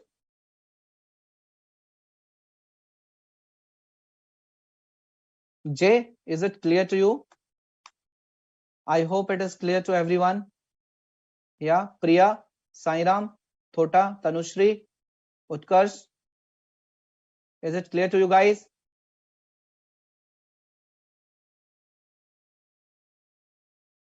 Clear? First, you need to see step 1, then you need to see step 2 as well, right? And yes, step 1 and step 2 are contradictory. So of course, this goods and services needs to be distinct from the individual level as well as contract level. Okay, if it is distinct as per individual level, but it is not distinct as per contract level, of course it will not be considered as a distinct. And Jay, I have told you that just see from the perspective of customer. As a customer, if there is a high degree of integration, customization, modification or interrelation is required, whether you will go for external vendor or you want to get this done through the company which have manufactured or sold equipment, of course you will go for the same company, right? And even though if you see the contract says that this installation and sale of equipment happens at the same time, happens as a collective model by the company. The company does not sell installation separately, right? Yes. So guys, now come to the illustration number 10 of institute study material. Okay. A construction services company enters into a contract with a customer to build a water purification plant. Okay. So Sairam wants to get a water purification plant. Okay. And Sairam contracted with a contractor, right? And this project or the company is responsible for all aspects of the plant, including overall project management, engineering and design services, site preparation, physical construction of the plant, procurement of pumps and equipment for measuring and testing flow volumes and water quality, and the integration of all the components. So Sairam wants to start a water business, right? Sairam wants to start a business of mineral water. So in the name of Sai Mineral Water, right? So Sairam has acquired a land and Sairam has given a contract to a contractor. And of course, this water purification plant will require a high degree of integration. Like there is a project management, there is a engineering and design services, of course, right? There is a site preparation, there are some physical construction, there are some procurement of pumps, procurement of water testing meters, volume meters, flow meters. Okay, there is a testing of quality, and these all equipment needs to be integrated so that the water comes from the underground. Okay, so there is a filtration of the water, there is a purification of the water, there will be testing of the water, and then this water goes to the bottles, right? So in this case, a high degree of integration is required. So first of all, the ask of the question is whether the company has a single performance obligation or multiple performance obligation under the contract. Now tell me whether Sairam will engage a different parties for getting this done. For example, Sairam will go and procure the pump at its own, the other equipment at its own, and Sairam will provide a contract to the other vendor for the project management service. Sairam will provide the contract to other vendor for integration of all these equipments. So what do you think? Although Sairam can do so, right? Sairam can do so because Sairam can procure pumps from different or equipment from different brands, different manufacturer, different suppliers. Sairam can engage an engineer who can do all this engineering. Sairam can engage another person who can do the physical construction. Sairam can engage another person who will do this overall project management.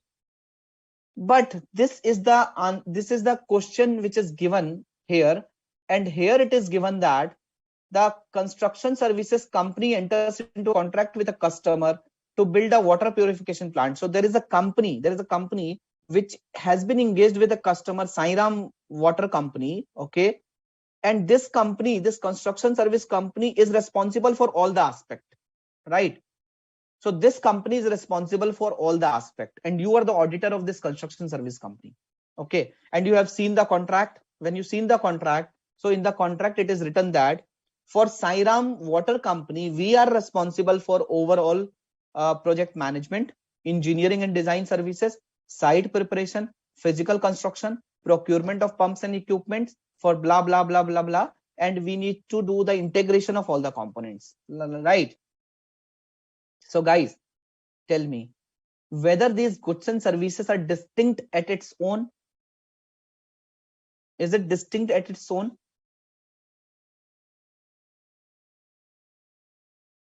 Will the customer will be able to get the benefit from each good, from its goods or service on its own, or with the help of the readily available resources?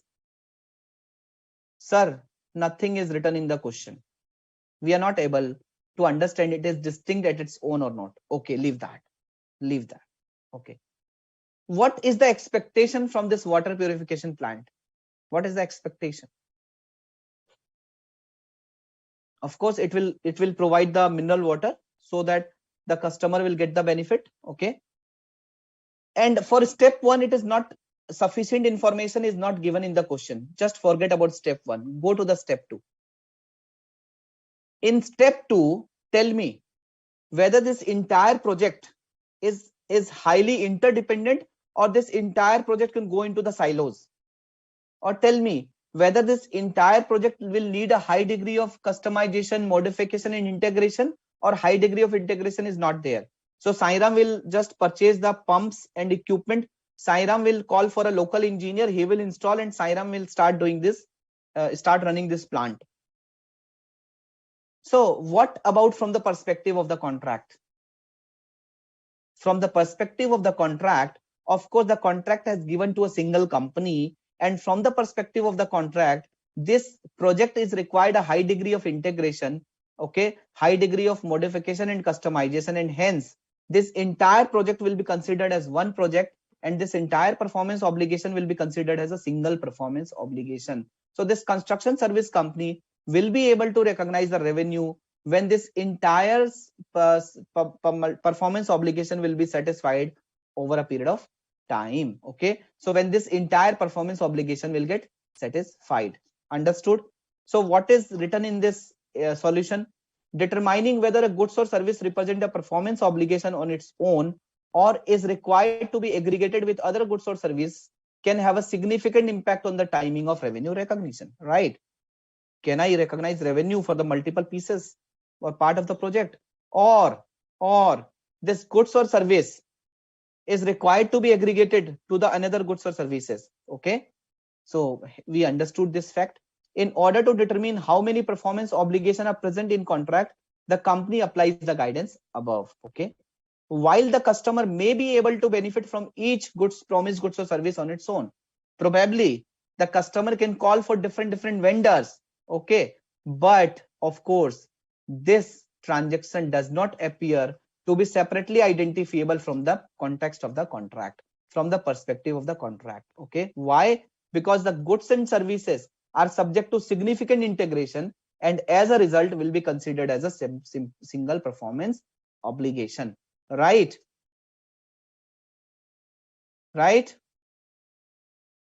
Yes, Priya, you're right. Sairam J, you are right.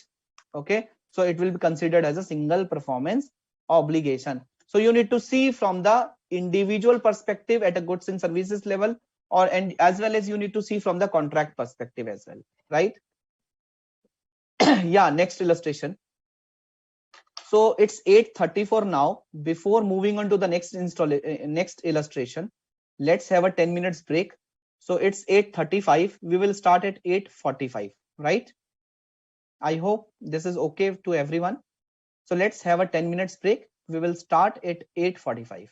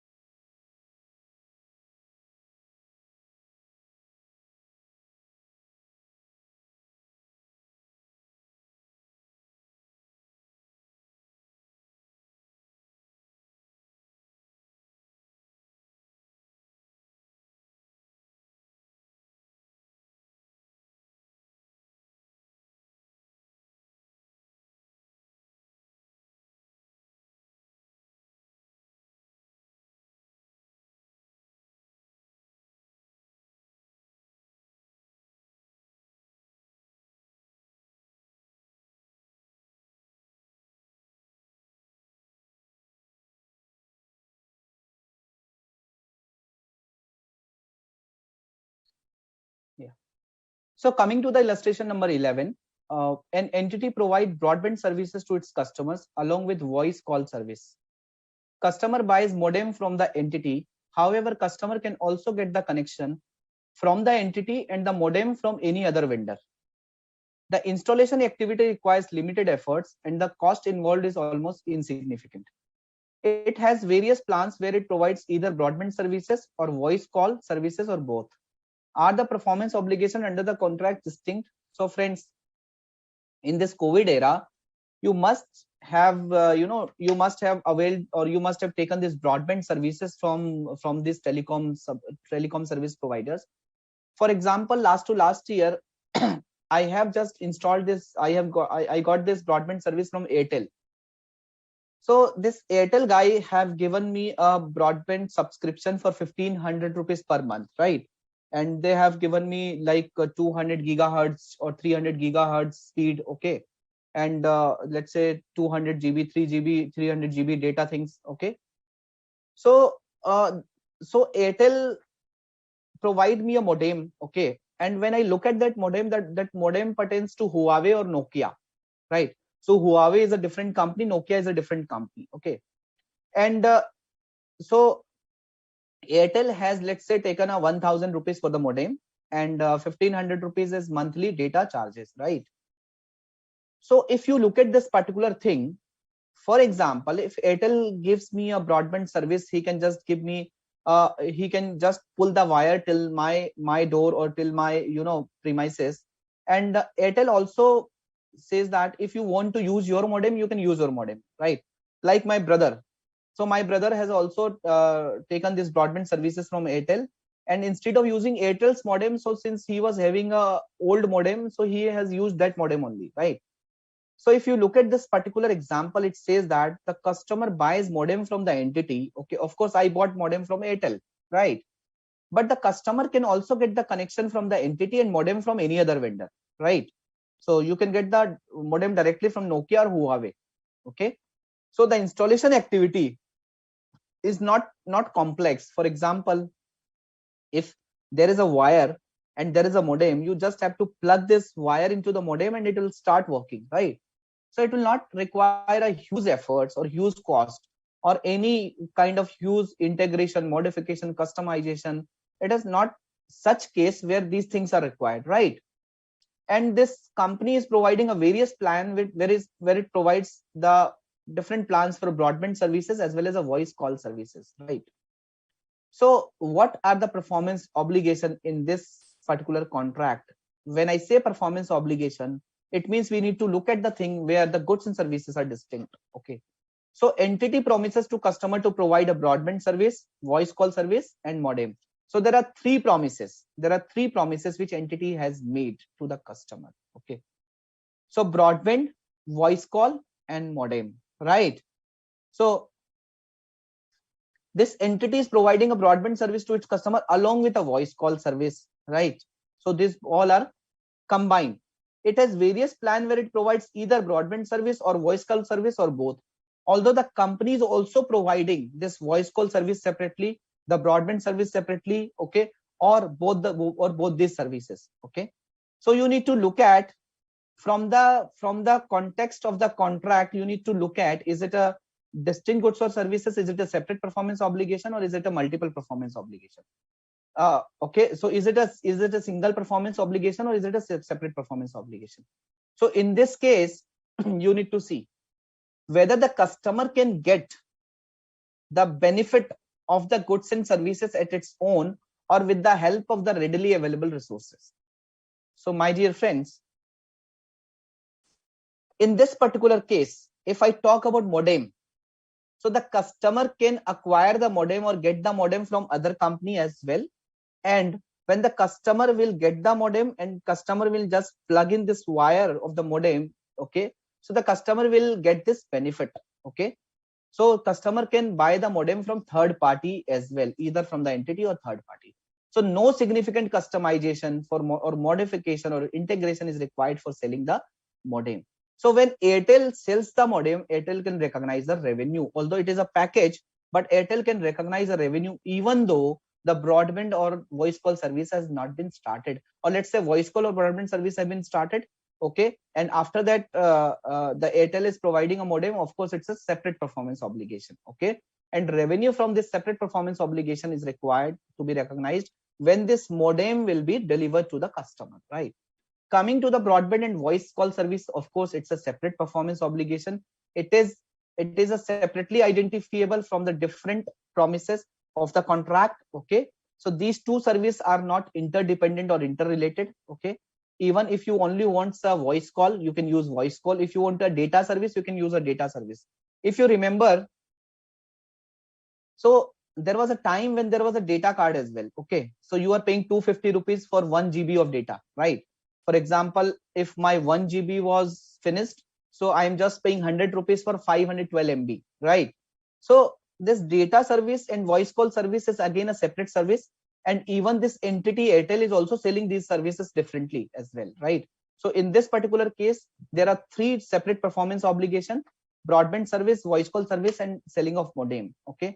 These are the three performance obligation. Revenue needs to be recognized when these three different performance obligations are satisfied, either at a point in time or over a period of time, right? Is it clear? So this part we have covered. Example number 3, software company. Just a minute.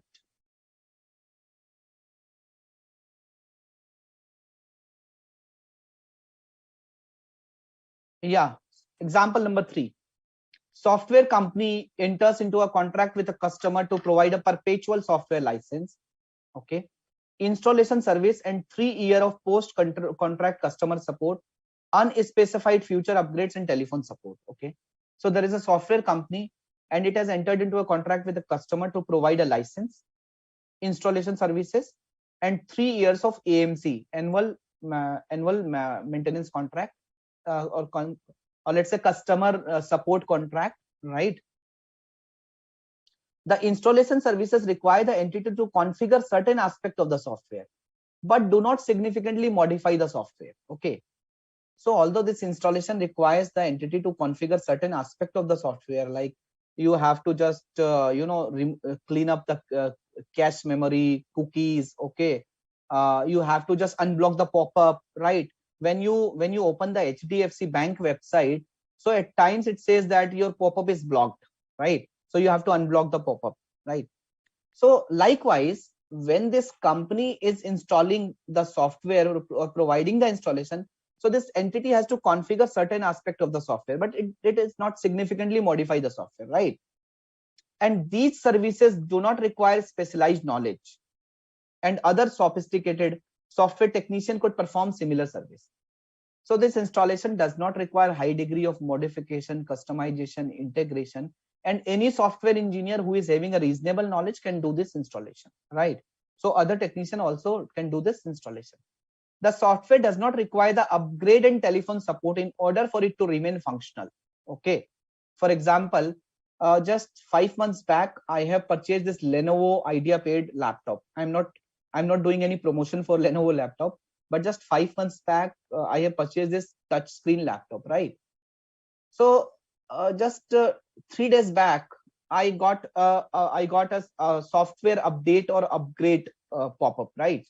That please upgrade your Windows 10 to Windows 11 free of cost, right? So this kind of upgrade was there, but there was some problem in Windows 11, and I'm not upgrading it to Windows 11, okay. I'm not taking this update, and even though I'm very happy with the performance of this laptop and performance of Windows 11, and whatever work I wanted to do, I'm able to do this work, okay. So what does it mean? It means that the upgrade and telephone support which this entity is providing, okay, so it does not require, or it is not impacting this license or this software to be functional, okay. If this would be the case, that if I would not take this upgrade, I will not able to work, it means this upgrade or support is very important for getting it functional, but it is not important for getting it functional. It is important for having a latest version. It is important for the purpose of efficiency or productivity or improvement of these areas, but of course it is not important from the perspective of getting it functional, okay. So how many performance obligations are there in the contract? Tell me quickly. Sairam, Jay, Priya, Thota, Tanushri, Utkarsh. How many performance obligation are there in the contract? So in this contract, of course, there is a software license, there is an installation service, and 3 years of post contract customer support. These are three performance obligation, even at a goods and service level or even within the contract level, right? So performance obligation are license, installation service, and unspecified future upgrade and telephone support. The customer can benefit from the software delivered first because it is functional without installation service, unspecified future upgrade or telephone support, even though the installation service is provided by the other vendor as well, because it does not require a high degree of significant integration, customization, modification, etc., etc. Software company conclude that each good and service is separately identifiable because the installation service, the future upgrade or support do not significantly modify or customize the software. Additionally, the software and services are not being integrated into the output that the customer has contracted to receive, right? This was simple. Yes, you're right. Priya, it is 3 performance obligation, not the 4 performance obligation. License and installation and upgrade and support, right? So upgrade and support is one thing. Coming to the illustration number 19 of ICAI study material, media company P Limited offers magazine subscription to customers, right? When customers subscribe, they receive a printed copy of the magazine each month and access to the magazine's online content. So there is a media company and it offers magazine subscription to customer. And as a magazine subscription, this media company provide a printed copy of the magazine each month, so monthly printed copy. And they are also providing an access to the magazine's online content. Okay, determine how many performance obligation does the entity have. So probably you all are the CA, if you are CA finalist student, so you all are doing your articleship, okay, and you must have seen the Taxman books or some other publisher books in your CA firm's office, right? So when you buy a book, so they are providing you a physical copy of the book and they are also providing you a link, okay, where you can access the online content, right? So this is now a business model of these publishers, that they are not only providing the physical copies, they are providing the online content as well, which you can only access, okay. So as far as this Taxman is concerned, as far as this media house or publishers are concerned, how many performance obligation do they have? So what I'm trying to say, that providing this book, providing the physical or printed copy, okay, physically, and providing the online access for the content, is it a 2 different performance obligation or is it a single performance obligation? First of all, if this company provide a magazine to you, of course you will be able to get the benefit at your own or with the help of the readily available resources. I mean to say, of course, this magazine has a utility. When you read the magazine, you will read the content and you will get the benefit, right? There is no dependency.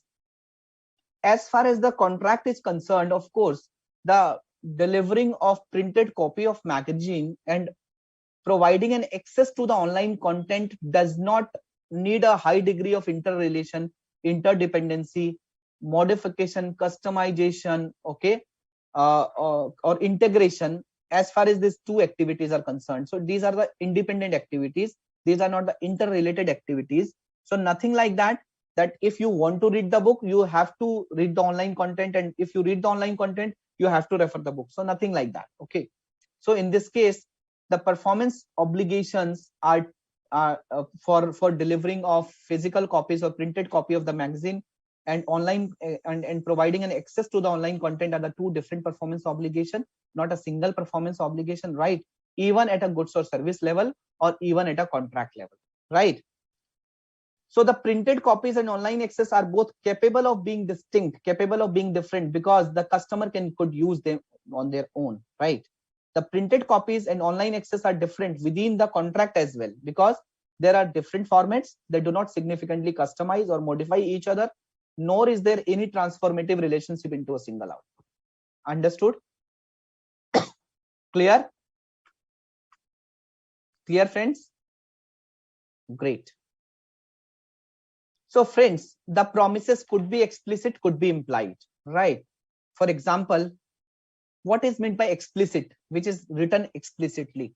For example, you are taking a coaching for a particular subject, okay, and the teacher is saying that, okay, I'll take 20,000 rupees for a subject, and I'll also provide 3 books, right?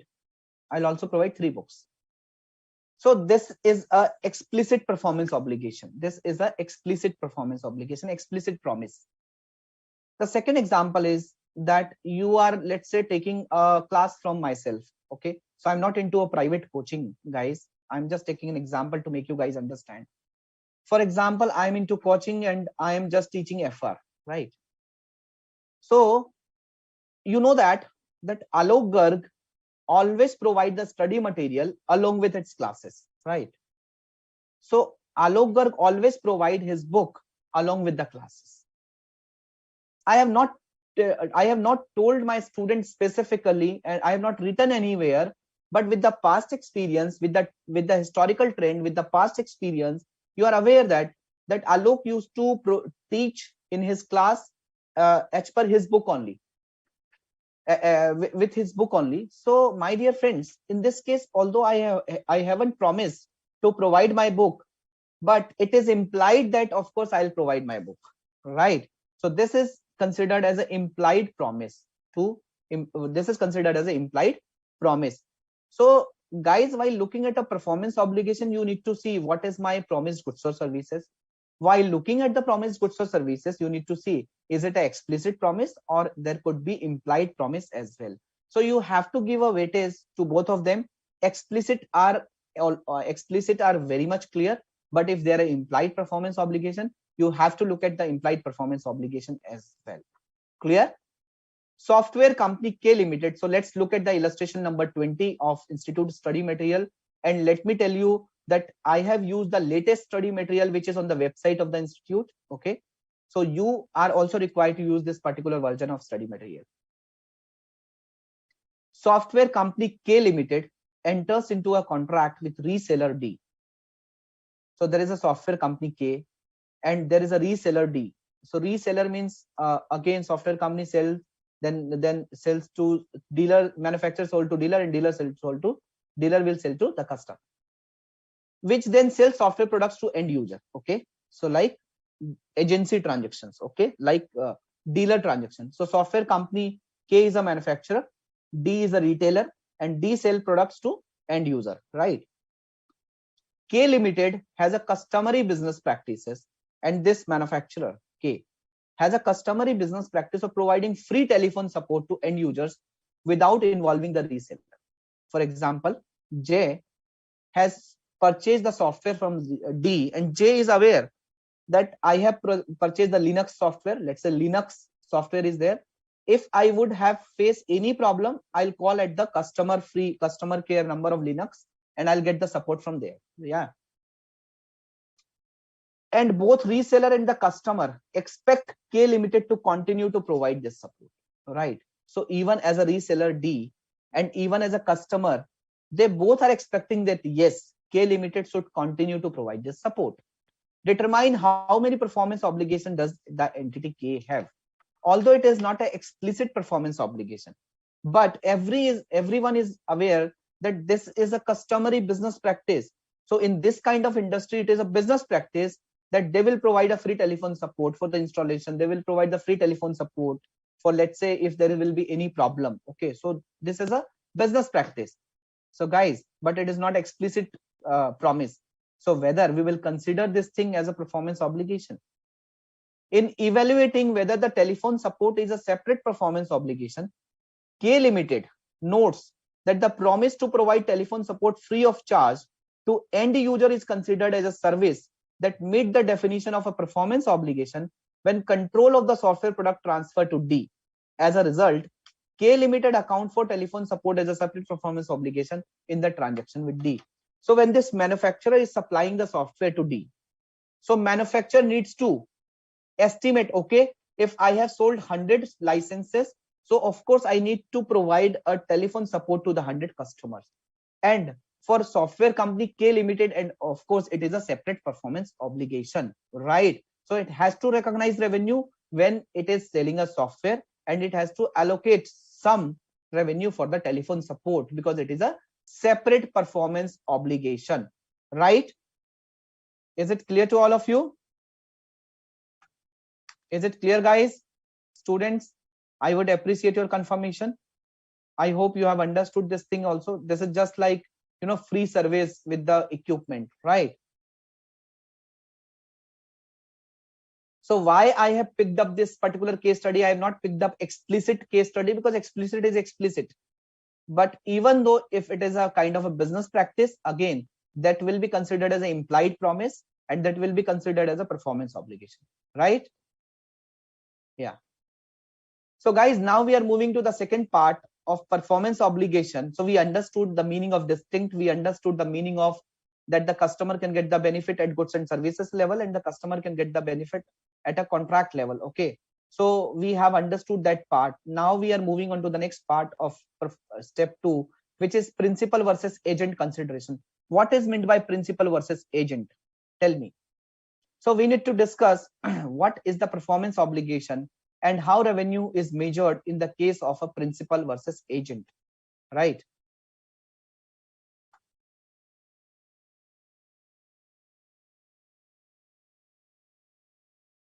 So we are two Priya here, and Priya Rani is saying, yes, sir, I have understood. Thank you, Priya. Thanks, Utkarsh. Thanks, Shuchi. Yeah. So guys, coming to the principal versus agent, it is very important to understand, is it a principal or is it an agent for the purpose of recognition of revenue? So who is a principal? Principal is something who provide goods or services itself. For example, if Indigo Airlines is selling its tickets, Indigo Airline is principal or an agent? Indigo Airline is a principal. It is providing a goods or services at itself. Okay.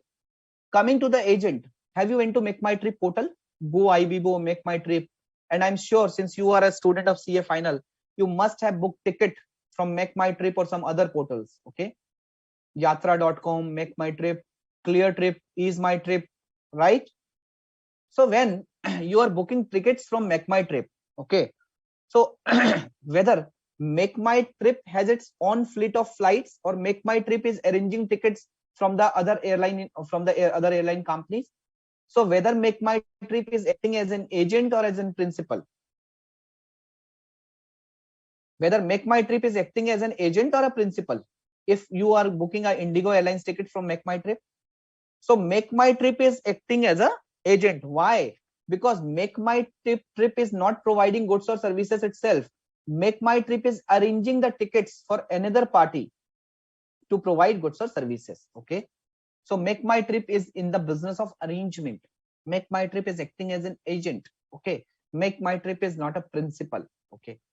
So an entity is a principal if the entity controls a promised goods or service before it transferred to a customer. Okay. So the entity controls the goods or service. For example, Indigo Airlines. So Indigo Airlines control the tickets. Okay. So it's Indigo Airlines who is providing the goods or services. Okay. So if Indigo Airlines is controlling the tickets, of course, yes. So it is considered as a principal. Okay. And it is who is an agent? Agent is someone who is arranging the goods and services from different person to provide to its customers, right?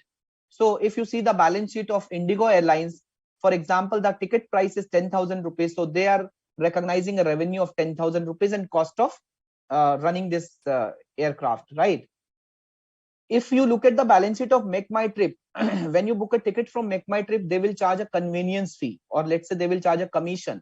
So if today you will go to the Make My Trip portal and just you can book a ticket, I'm not saying you have to pay the money. You can book a ticket and you can find that Make My Trip is charging 250 rupees or 500 rupees for a ticket booking, right? And they call it as a commission or convenience fee. So as far as, and they are charging you 10,500, 500 convenience fee, 10,000 rupee cost of ticket, right? So Make My Trip is not recognizing a revenue on a gross basis. Make My Trip is recognizing a revenue on a net basis, which is 500 rupees. Okay. So the top line of Make My Trip is 500 rupees. The top line of Indigo Airlines is 10,000, right? So principal is someone who always recognize revenue on a gross basis. Agent is someone who always recognize revenue on a net basis, right? And who is an agent and who is a principal? So when can you say that, okay, he is a principal? Okay, so indicator that an entity control specified goods or services before it is transferred to the customer. So when can you say that this entity is acting as a principal? So who is a principal? A principal is an entity where these three kind of indicators are there, okay. First, entity is primarily responsible for fulfilling the promise. Who is primarily responsible for fulfilling the promise, right? Is it a Indigo Airlines or is it a Make My Trip, right? Who has an inventory risk? For example, this ticket will not be fully sold out. That who will have an inventory risk? Who will have a losses? Is it Make My Trip or is it Indigo Airlines? And I can tell you the classic example of my real life. So just last week I went to Srinagar. Okay, when I'm coming from Srinagar, I took a Go Air flight, which was at 8:30 p.m. in the evening. Okay, so this Go Air flight was having 180 seats. Okay, so 180 tickets can be sold out, 180 tickets, and I can tell you the occupancy was just 10%, and I was feeling like I was flying in a chartered flight. Okay, there were only 18 to 20 passengers in this Go Air flight. So guys, 180 seats were there. Out of 180, only 20 passengers were there. It means 160 tickets has not been sold out, 160 tickets. So who has an inventory risk? And I booked this ticket from Make My Trip. So whether this Make My Trip has an inventory risk, whether Make My Trip has incurred a loss of 160 tickets, or it's a Go Air flight, Go Air company, which had a risk of this, which is having an inventory risk of 160 tickets. Of course, it's a Go Air, it's a flight company, it's an aircraft company, right? It's a principal, right? So inventory risk is again very important. Sir, if Make My Trip would have purchased 100 tickets from the airline, from the aircraft company, and Make My Trip would not be able to sold out, then in this case, if Make My Trip is buying a ticket and then selling it to customer, okay, Make My Trip has a control of the goods and services before it is delivering to the customer. In this case, Make My Trip will work as a principal, not as an agent. Okay, but generally the business model of Make My Trip is they are settling on a net basis, right? Like they have taken 10,500, they'll pay you 10,000 rupees. Okay, they're not taking any inventory risk, they are not buying any ticket from you. Okay, they're not taking any commitment, right? So who is a principal? One who is responsible for fulfilling the promise, who has an inventory risk, and who has a discretion in establishing prices as well. Okay, in my childhood time, when I went to the theater, when I say childhood time, I'm talking about my college days. Okay, so when I went to the theater, so, and I still remember there was a movie which is Gadar Ek Prem Katha. Okay, Gadar movie. So when I went to theater, so the cost of the ticket was 10 rupees, but there was an agent, or I'll call it as an agent. There was a person, okay, who bought the major tickets from the window, right? So when I went to the window, in the window, he was saying that all the tickets are sold out. Then I went to that person. So, and I have seen that person was carrying around 100 tickets. Okay, and I asked him, what is the price of this ticket? He told me the price is 20 rupees. But I told him that the price in this theater is 10 rupees for a balcony ticket, right? He told me, no, this is the only price. If you want to buy this ticket, please have it. Otherwise, thank you, bye. Okay. So my dear friend, if I talk about this particular situation, that person has taken the entire ticket, purchased the entire ticket from the window. So who has an inventory risk? For example, if he will left with some tickets and with some unsold ticket, so who will have an inventory risk? That person will have an inventory risk. Who has a discretion in establishing prices? So that person is asking 20 rupees. If I would have purchased from window, so of course he will sell it 10 rupees, but now this person is asking for 20 rupees. So who has a discretion in establishing prices? So this person is having a discretion in establishing prices. So whether this person is acting as an agent or a principal, this person is acting as a principal, right? So he will show the purchase price as a cost and this 20 rupees as a revenue, entire 20 rupees as a revenue, right? I hope you have understood this.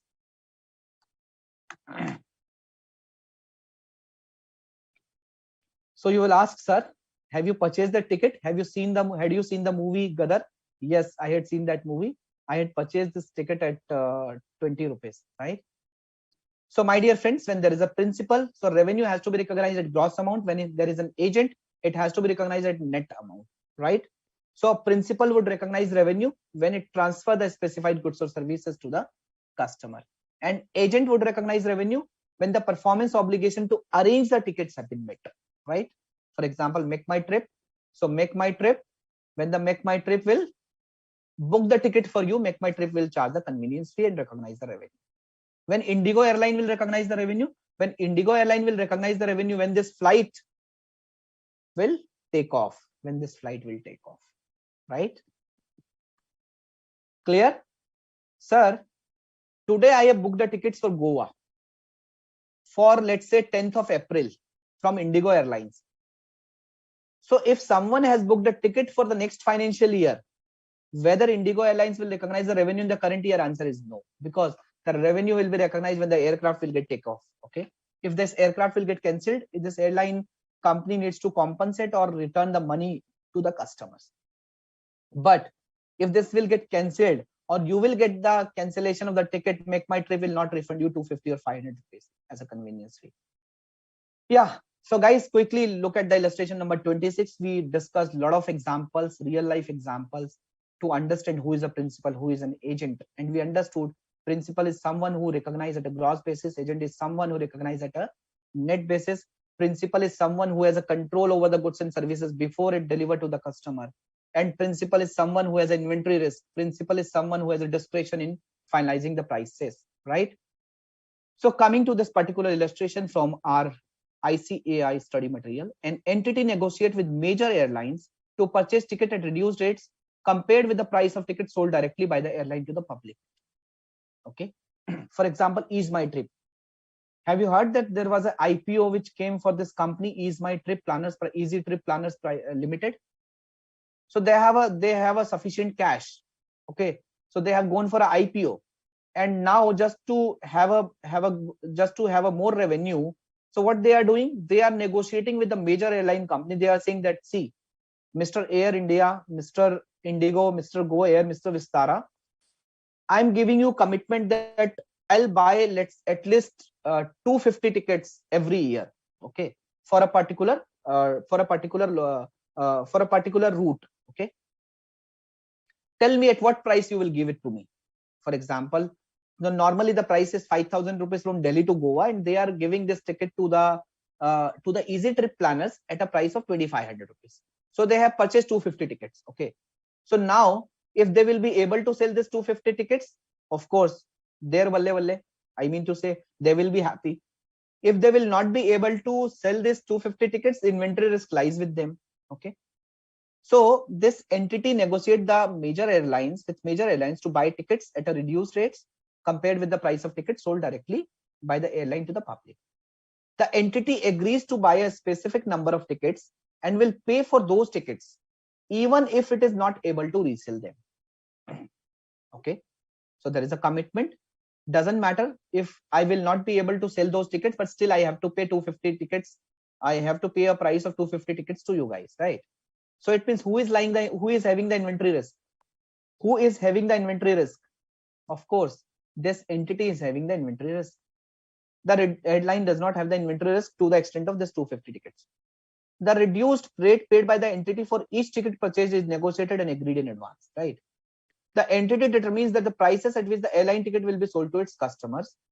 The entity sells the ticket and collect the consideration from customer when the tickets are sold. Therefore, there is no credit risk. Okay. So the entity sell the ticket and collect the consideration whenever the ticket is sold. There is no credit risk, right? And what was the thing? So of course, the entity has inventory risk, discretion in stabilizing prices, and responsible for fulfilling the promise. The entity also assists the customer in resolving complaints with the service provided by the airlines. So for example, this Easy Trip is also helping the customer to facilitating with the airline company. However, each airline is responsible for fulfilling obligation associated with the ticket, including remedies to a customer for dissatisfaction with the service.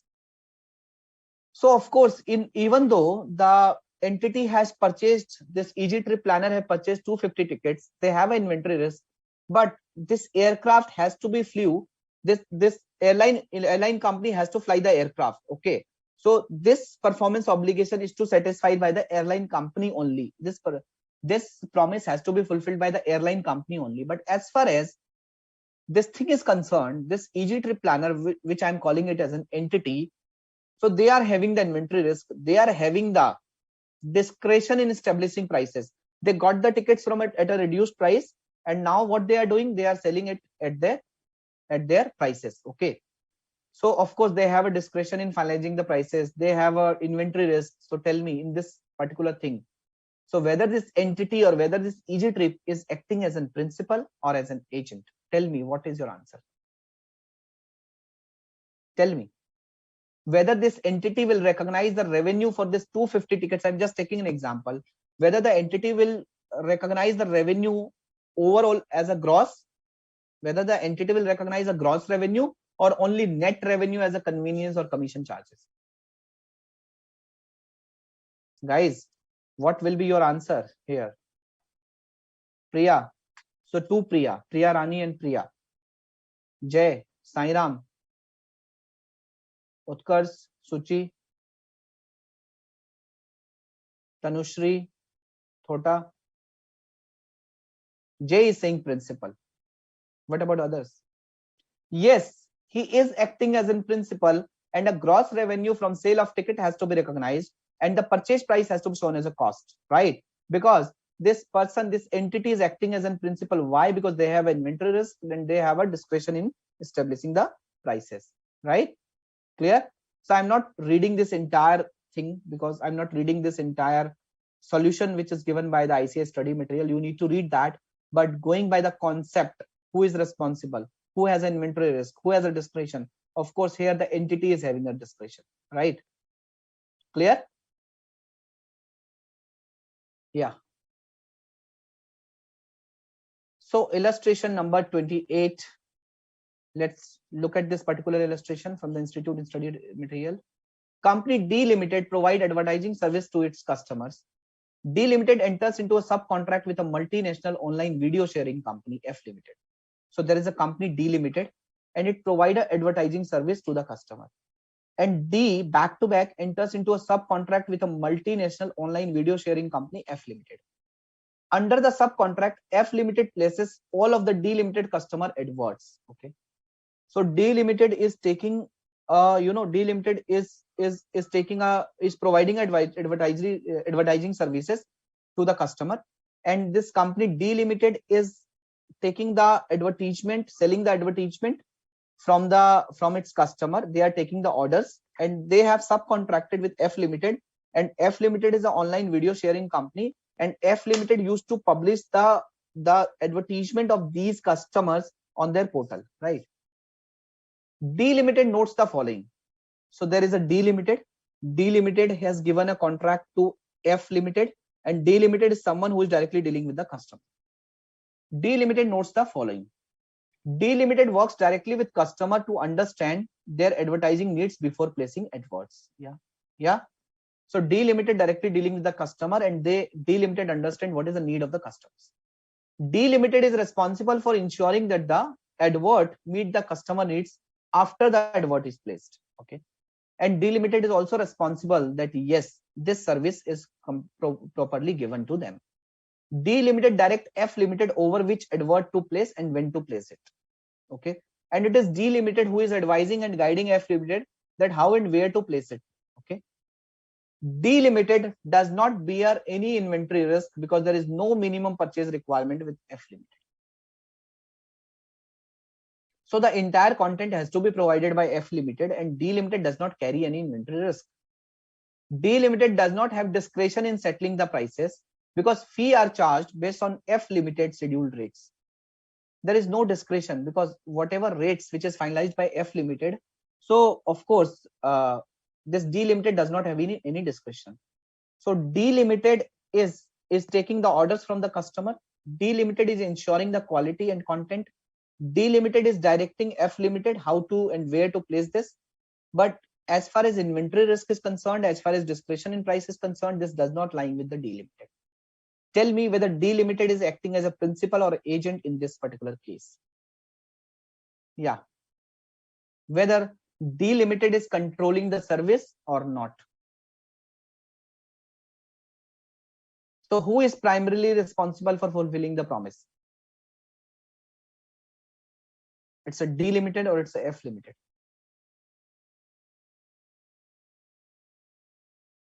Yes, Priya, you're right here. So D limited is acting as a principal because it is directing and advising the F limited. So my dear friends, D limited is primarily responsible for fulfilling the promise to provide advertising services. Okay. Although F limited deliver the placement service, but D limited directly works with customer to ensure that the services are performed as per their requirements. Okay. So it is D limited who is directly working with the customer to ensure that yes, whatever your expectation is, your expectation will be satisfied. Even though D limited does not have inventory or discretion in settling prices, but still it controls the advertising service before they are provided to the customer. So who is a principal? A principal is someone who controls the promised goods or services before it is transferred. So it is D limited who is controlling, D limited who is dealing with the customer, D limited who is guiding and directing the F limited where and when to place. It is D limited who is understanding the advertising needs. It is D limited who is ensuring that their needs are getting satisfied. So guys, in this case, D limited is acting as a principal, right? Not as an agent. Understood? So I hope the principal agent concept is clear to all of you. Yeah. Clear, friends? Now coming to the consignment agent example. Consignment agent arrangements. So there is a consigner. Okay. And there is a consignee. Okay. For example, this is a Raymond's Limited. Raymond's Limited is a company who is into garments business.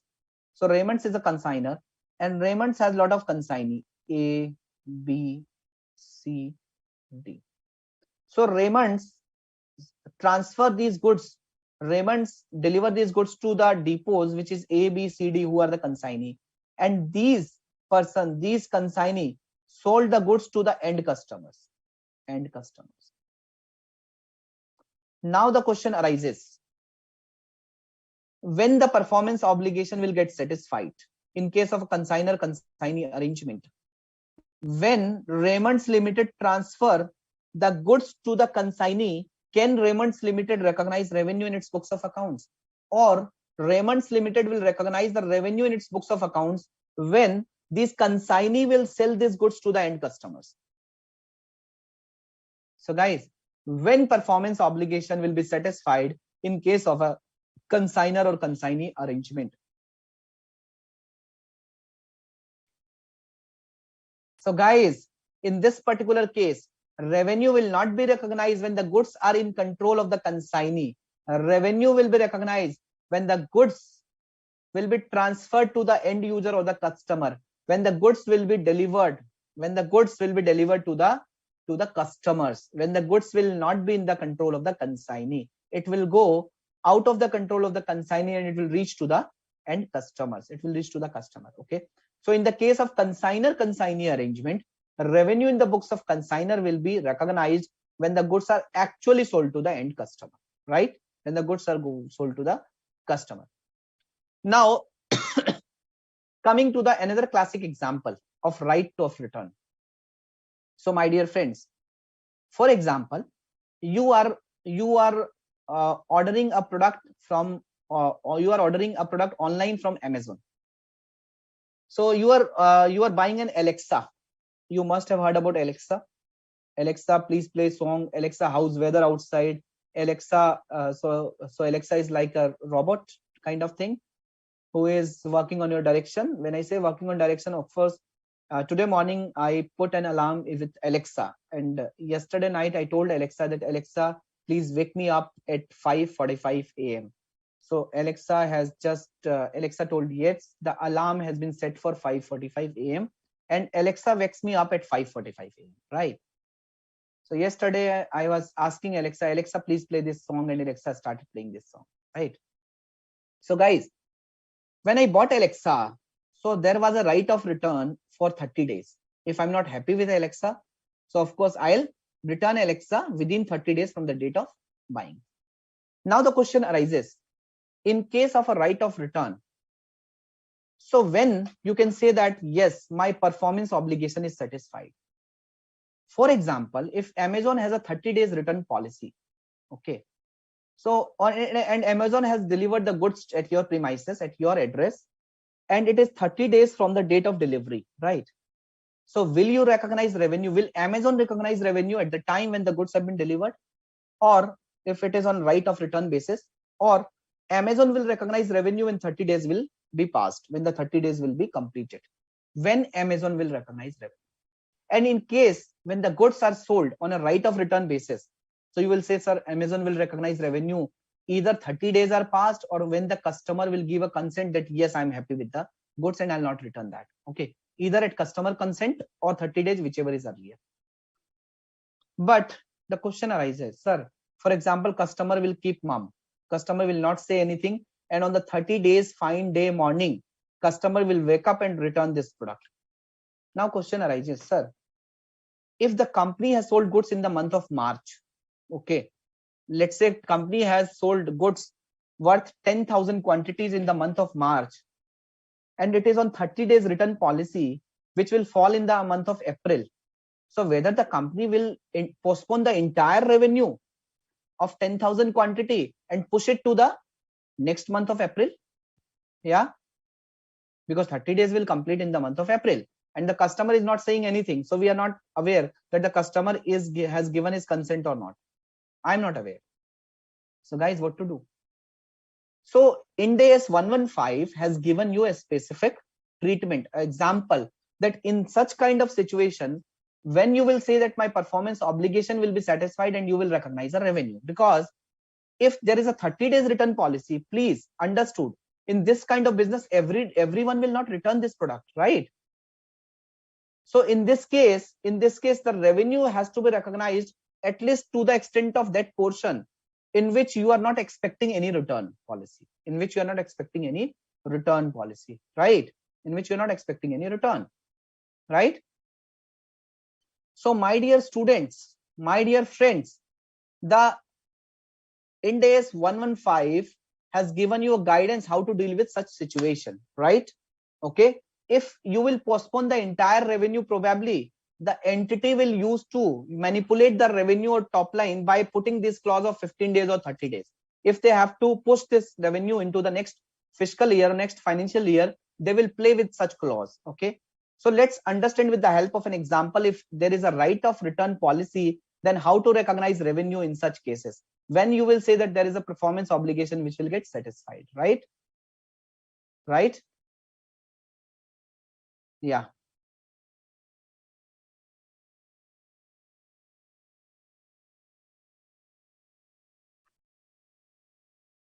Is it clear?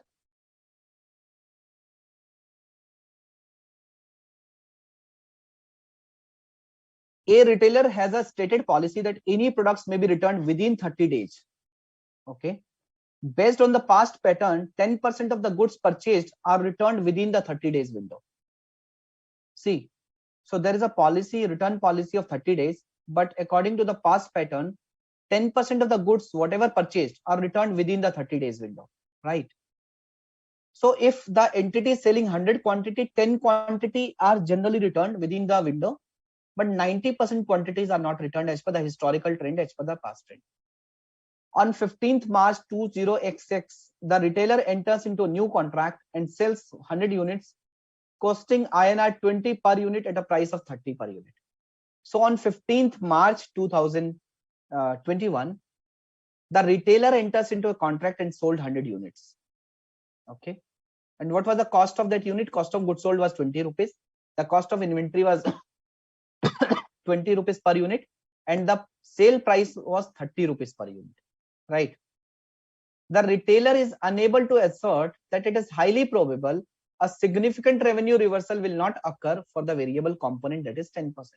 And the retailer is highly optimistic that yes, more than 10% of the return will not be there, right? The return would be maximum 10%. So this is the estimation. So how revenue needs to be recorded?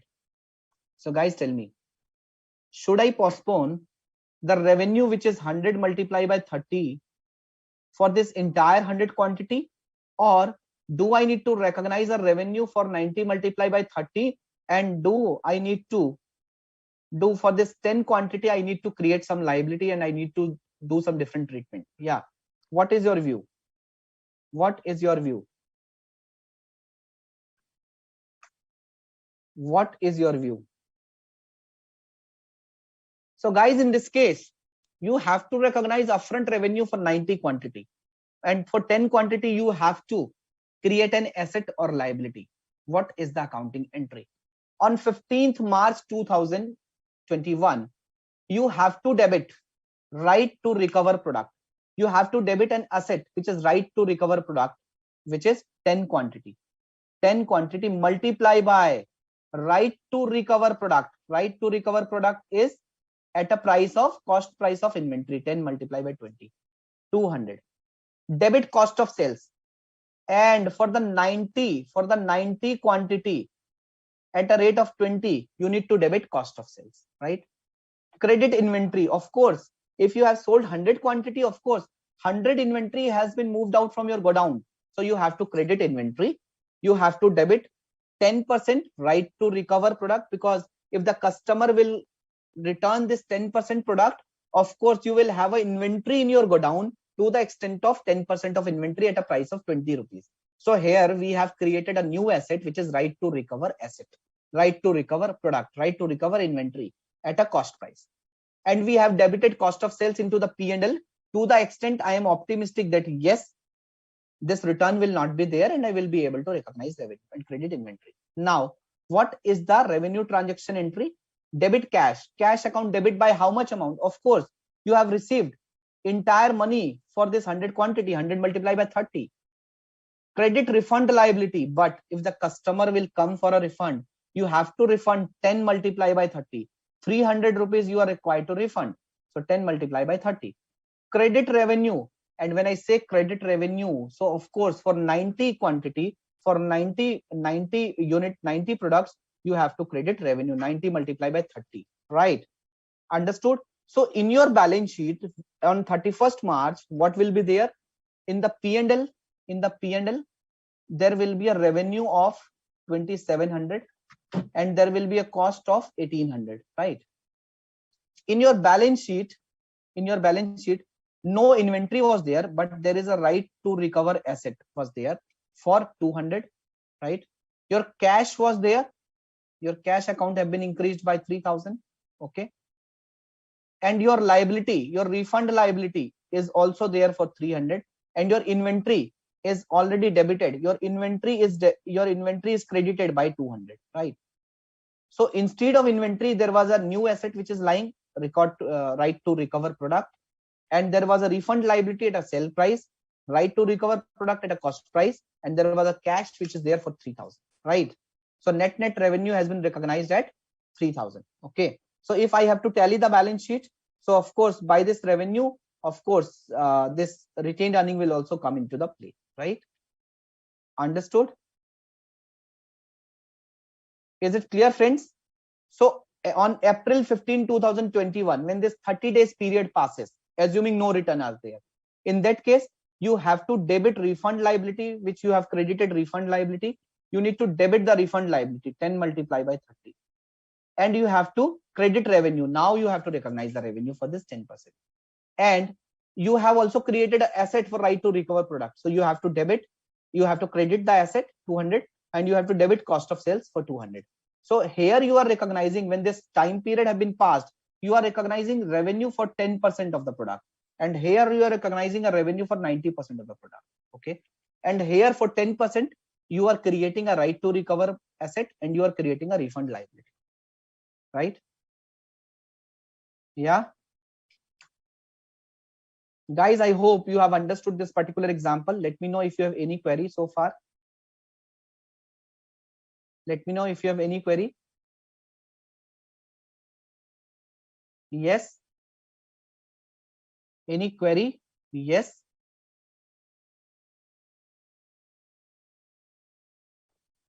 Yes or no?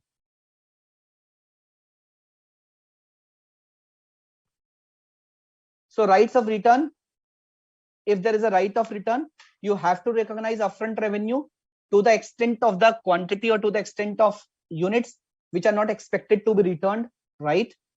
And as per the past trend, what is the expectation of the return? To that expectation, you have to credit a refund liability, you have to debit a right to recover asset, right?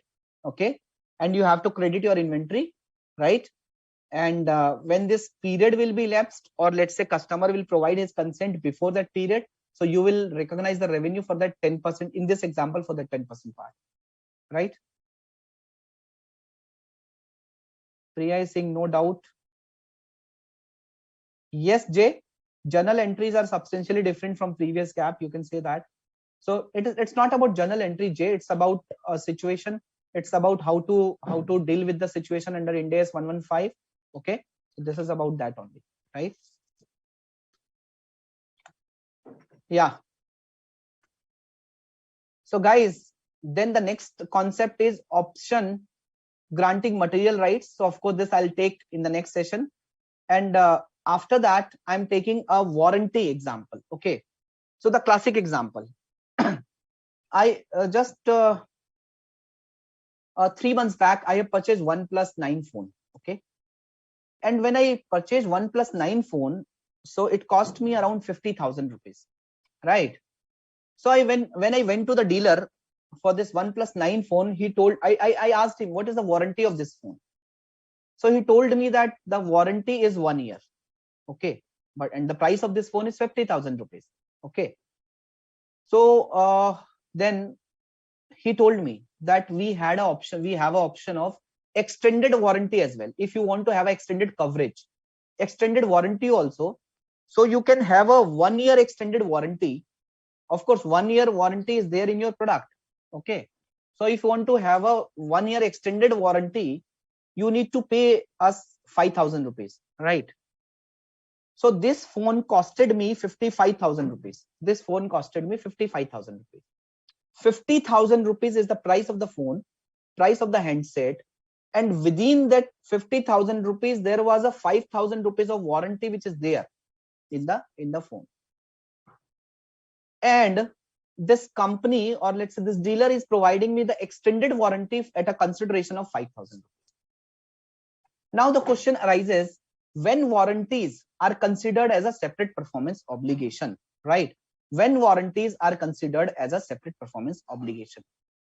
So guys, warranties are considered as a separate performance obligation when 3 conditions will be satisfied.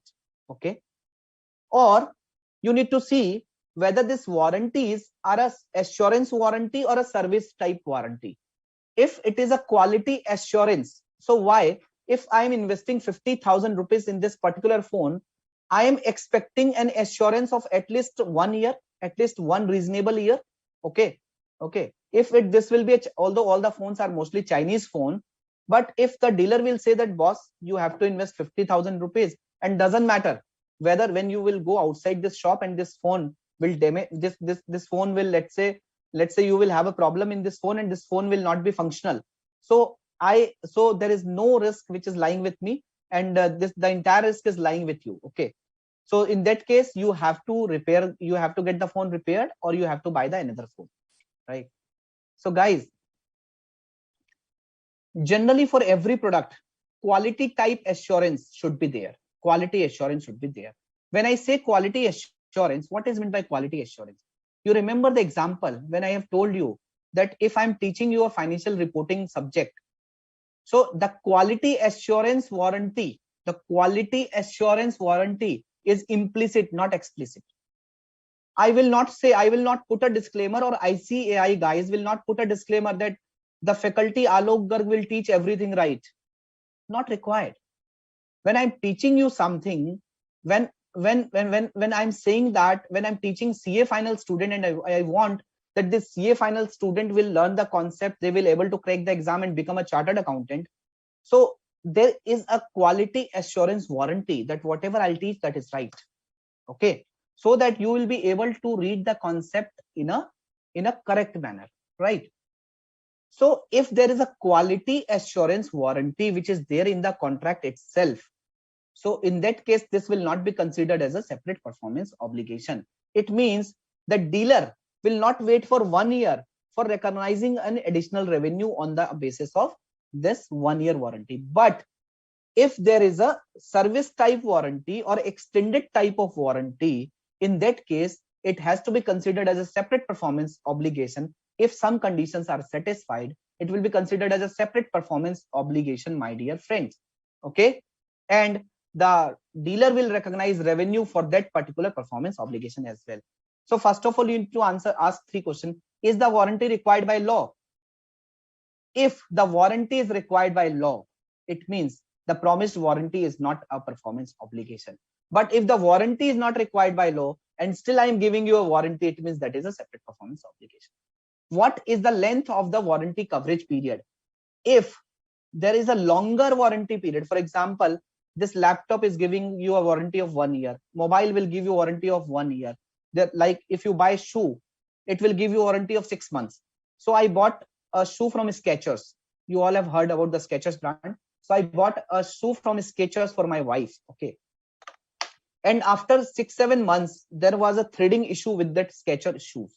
I went into the Skechers dealer or Skechers showroom, and they have told me that the warranty was only for the 6 months. Okay. And you have not taken the additional service warranty. Okay. So it was only for 6 months and it is 7 months now. So we cannot replace or repair your product. Okay. So you need to see the length of the warranty. Okay. So if the length of the warranty is longer, so you can say that yes, there could be a separate performance obligation. So like I have told you, additional warranty, right? So you have to see that also. Sir, whether length is defined, length is not defined. What is the nature of the task that the entity promises to perform? You need to see what is the nature of the task. Whether the task is to provide the assurance that a product complies with the agreed upon specification, then those tasks likely do not give rise to performance obligation. So for example, if this is a mobile and the task of the mobile is the mobile should be functional, we will be able to do the WhatsApp, Telegram, taking calls, okay, we blah blah blah. So if the task is a assurance type, then it will not arise to a separate performance obligation. But if the task is a service type, for example, if after the extended, if after this primary period, if this will get damaged or this will not be functional, we will repair your product. Okay, we'll repair your product. So if the task is only that this is providing you assurance that whatever is the usage and nature of this product, it will behave or it will work like that. If this is the case, then it will not be considered as a service type warranty. It will be considered as an assurance type warranty, and this warranty will not be a separate performance obligation. So when a warranty will be a separate performance obligation, when the warranty is not required by law and still warranty is there, when the period is longer, and when the nature is service type, not only assurance type, right? In these three cases, we can say that the warranty will be a separate performance obligation. Yeah. So I'll take this example to make you guys understand in detail and in more appropriate manner. How does an entity evaluate whether a product warranty is a service type warranty, that is a performance obligation, when it is not separately priced? For example, this extended price, or let's say this service type warranty, is already included in the price of the product. So how can you say that it is a separate performance obligation?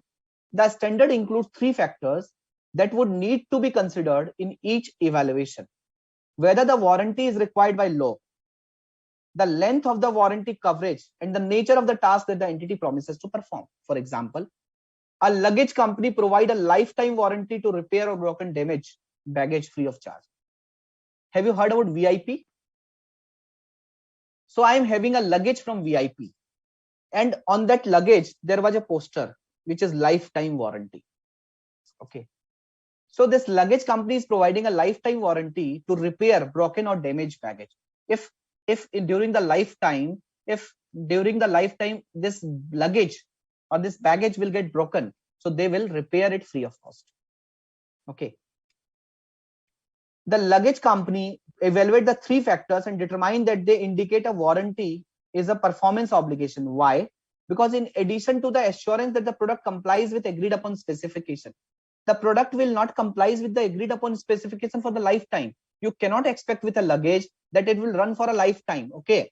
So every luggage will provide, like if you go for the American Tourister, it will provide 2 years warranty, right? So this 2-year warranty is a assurance type warranty that yes, it is expected to run at least for 2 years, right? Okay. So because why this kind of warranty is treated as a separate performance obligation? Because there is no law that requires a luggage company to make a promise for the lifetime of this product, right? The length of the warranty is for the life of the baggage. The longer coverage period, no law is there, and the task include both repair to baggage that does not meet the promised specification and repair for broken or damaged baggage. Okay. So what is the task? The task is to repair. It is not an assurance type. It is a kind of repair work which is required to be performed for this particular luggage. Okay. And hence this warranty is a separate performance obligation. Sir, if the warranty is for the lifetime, then how this revenue needs to be recognized for this warranty part? Do we need to defer it to till the infinity?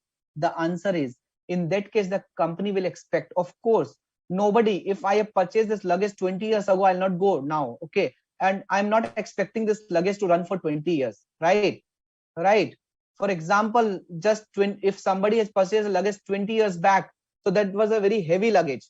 And even I don't want to carry that kind of luggage now, right? And so even if I talk about the population, even 1% of the customer who have bought this luggage 15 or 20 or 10 years ago, so even less than 1% are not using that luggage as of now, right? So this company will expect that, okay, till how many years, again, it is depending on the expectation, till how many years this kind of warranty can come, and they have to create a provision for warranty, and they have to defer the revenue to that particular period only, not for the lifetime. Okay. I hope you guys have understood. Yes. So friends, is it clear to all of you? Is it clear to all of you? An entity, now we will do this case study on this warranty from the institute study material. One example I have taken it my own. An entity manufacture and sell computers that include an assurance type warranty for the first 90 days. For the first 3 months, there is an assurance type warranty, right? The entity offers an optional extended coverage plan under which it will repair or replace any defective part for 3 years from the expiration of assurance type warranty. So when this 3 months will get over, we are providing you optional extended coverage, okay, for the 3 years. Since the optional extended coverage plan is sold separately, the entity determines that 3 years of extended coverage represent a separate performance obligation. That is a service type warranty. Okay, of course, it is a separate performance obligation. Sorry, the total transaction price for the sale of a computer and the extended warranty is 36,000. The total price is 36,000, and the standalone price for computer is 32 and warranty is 4,000. So of course it is a service type warranty. It will be considered as a separate performance obligation. So when the product is sold, 32,000 revenue needs to be recognized, and this 4,000 revenue needs to be recognized for a 3-year period, over a 3-year period. Okay. The inventory value of the computer is 14,400. The cost is 14,400. Furthermore, the entity estimate that based on its experience, it will incur 2,000 in cost to repair defects that arise within 90 days coverage period for the assurance type warranty. So of course, there could be within 90 days, there could be some repairs, some defects needs to be corrected, and entity needs to create a provision for that, right? As per Ind AS 37. So for this 2,000, as per Ind AS 37, provision needs to be created, and it is not a separate performance obligation. So this is included in 32,000 only. So this 90 days assurance type warranty plus sale of computer is a single performance obligation. Okay. So in this particular case, what will be the accounting entry? The revenue has to be credited by 32,000. Okay. The warranty expense is required to be debited by 2,000, and the provision for warranty is required to be created for 2,000, because the company expects when the company is selling the goods, computer, the company is expecting to incur a expense of 3,000 rupees, and hence the company has created a 2,000 rupees of warranty provision for an assurance type warranty, and the cash needs to be debited by 36,000. So cash account debit 36,000, provision for warranty expense debit 2,000, provision for warranty liability account 2,000, to revenue 32,000, and to contract liability. What is this? This is a contract liability for 3-year extended period. 3-year extended period. Okay. So guys, for assurance type warranty, we have not recognized any revenue. Why? Although it is already recognized in the form of the revenue, because this is a single performance obligation, right? But for the extended period, for the service type warranty, we have created a contract liability. Okay. And whenever the time will passes by, we will recognize expense if some repair will happen, and we'll recognize the revenue on the pro rata basis, right? And what is the second entry? Second entry is for booking the cost of goods sold to inventory, right? So this is the price of the laptop. Clear? Is it clear? So the revenue for service type warranty will be recognized in the next 3 years, okay, on a proportionate basis, and the cost will be recognized along with. Is it clear to everyone? So J, warranty required by law means, of course, the law said that if you are selling a goods, of course, right? For example, if you are buying a car, so the car will have a warranty of, let's say, 5 years or 1 year or 3 years. So if there is a legal warranty which is required, of course, today you are buying a product and tomorrow it is not usable, so that will not hold good. Okay. So if there is some legal implication of that warranty, if it is required by law, of course, you need to see that as a single performance obligation, not as a separate performance obligation, right? But if it is not required by law, still you are giving a warranty, so that will be treated as a separate performance obligation, right? So that is one of the aspect which you need to look at, right? So friends, today we have completed step 2, identify the performance obligation, and in step 2 only one concept is still there, which is option for a material right of refund. So right to return we have discussed, consignor consignee we have discussed, principal agent we have discussed, warranty obligation we have discussed. Now in the next class, which is happening on Saturday 26th morning 7 to 10 a.m., we will be discussing this option of material right to refund, and then we will be discussing the concept of transaction price, and then we will be discussing allocation of transaction price, as well as recognition of revenue. So the first, second, and third step is pretty lengthy, but the fourth and fifth step is not that lengthy, and the last concept was service concession arrangement, which we are going to discuss. Okay, so substantially we have completed step 2 today, and I hope you found this session useful. And I would request each one of you that before listening this second part of this Ind AS 115, please listen the first part of Ind AS 115, right? So Jay, I have already repeated your answer to your query. I hope you have understood. So let me know if you have any query. Otherwise, I will conclude this session today, right? I'll wait for another 15-30 seconds, and after that I'll conclude the session. Jay, Sairam, Priya, another Priya, Thota, Utkarsh, yeah, Tanushri.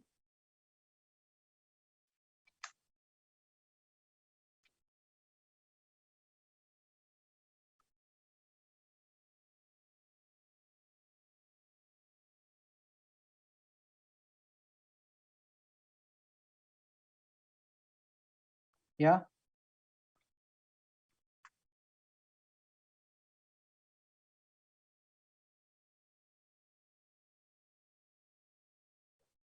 So example of warranty by law could be the warranty for cars. Okay.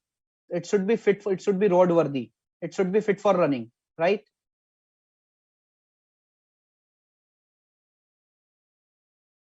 Right, guys?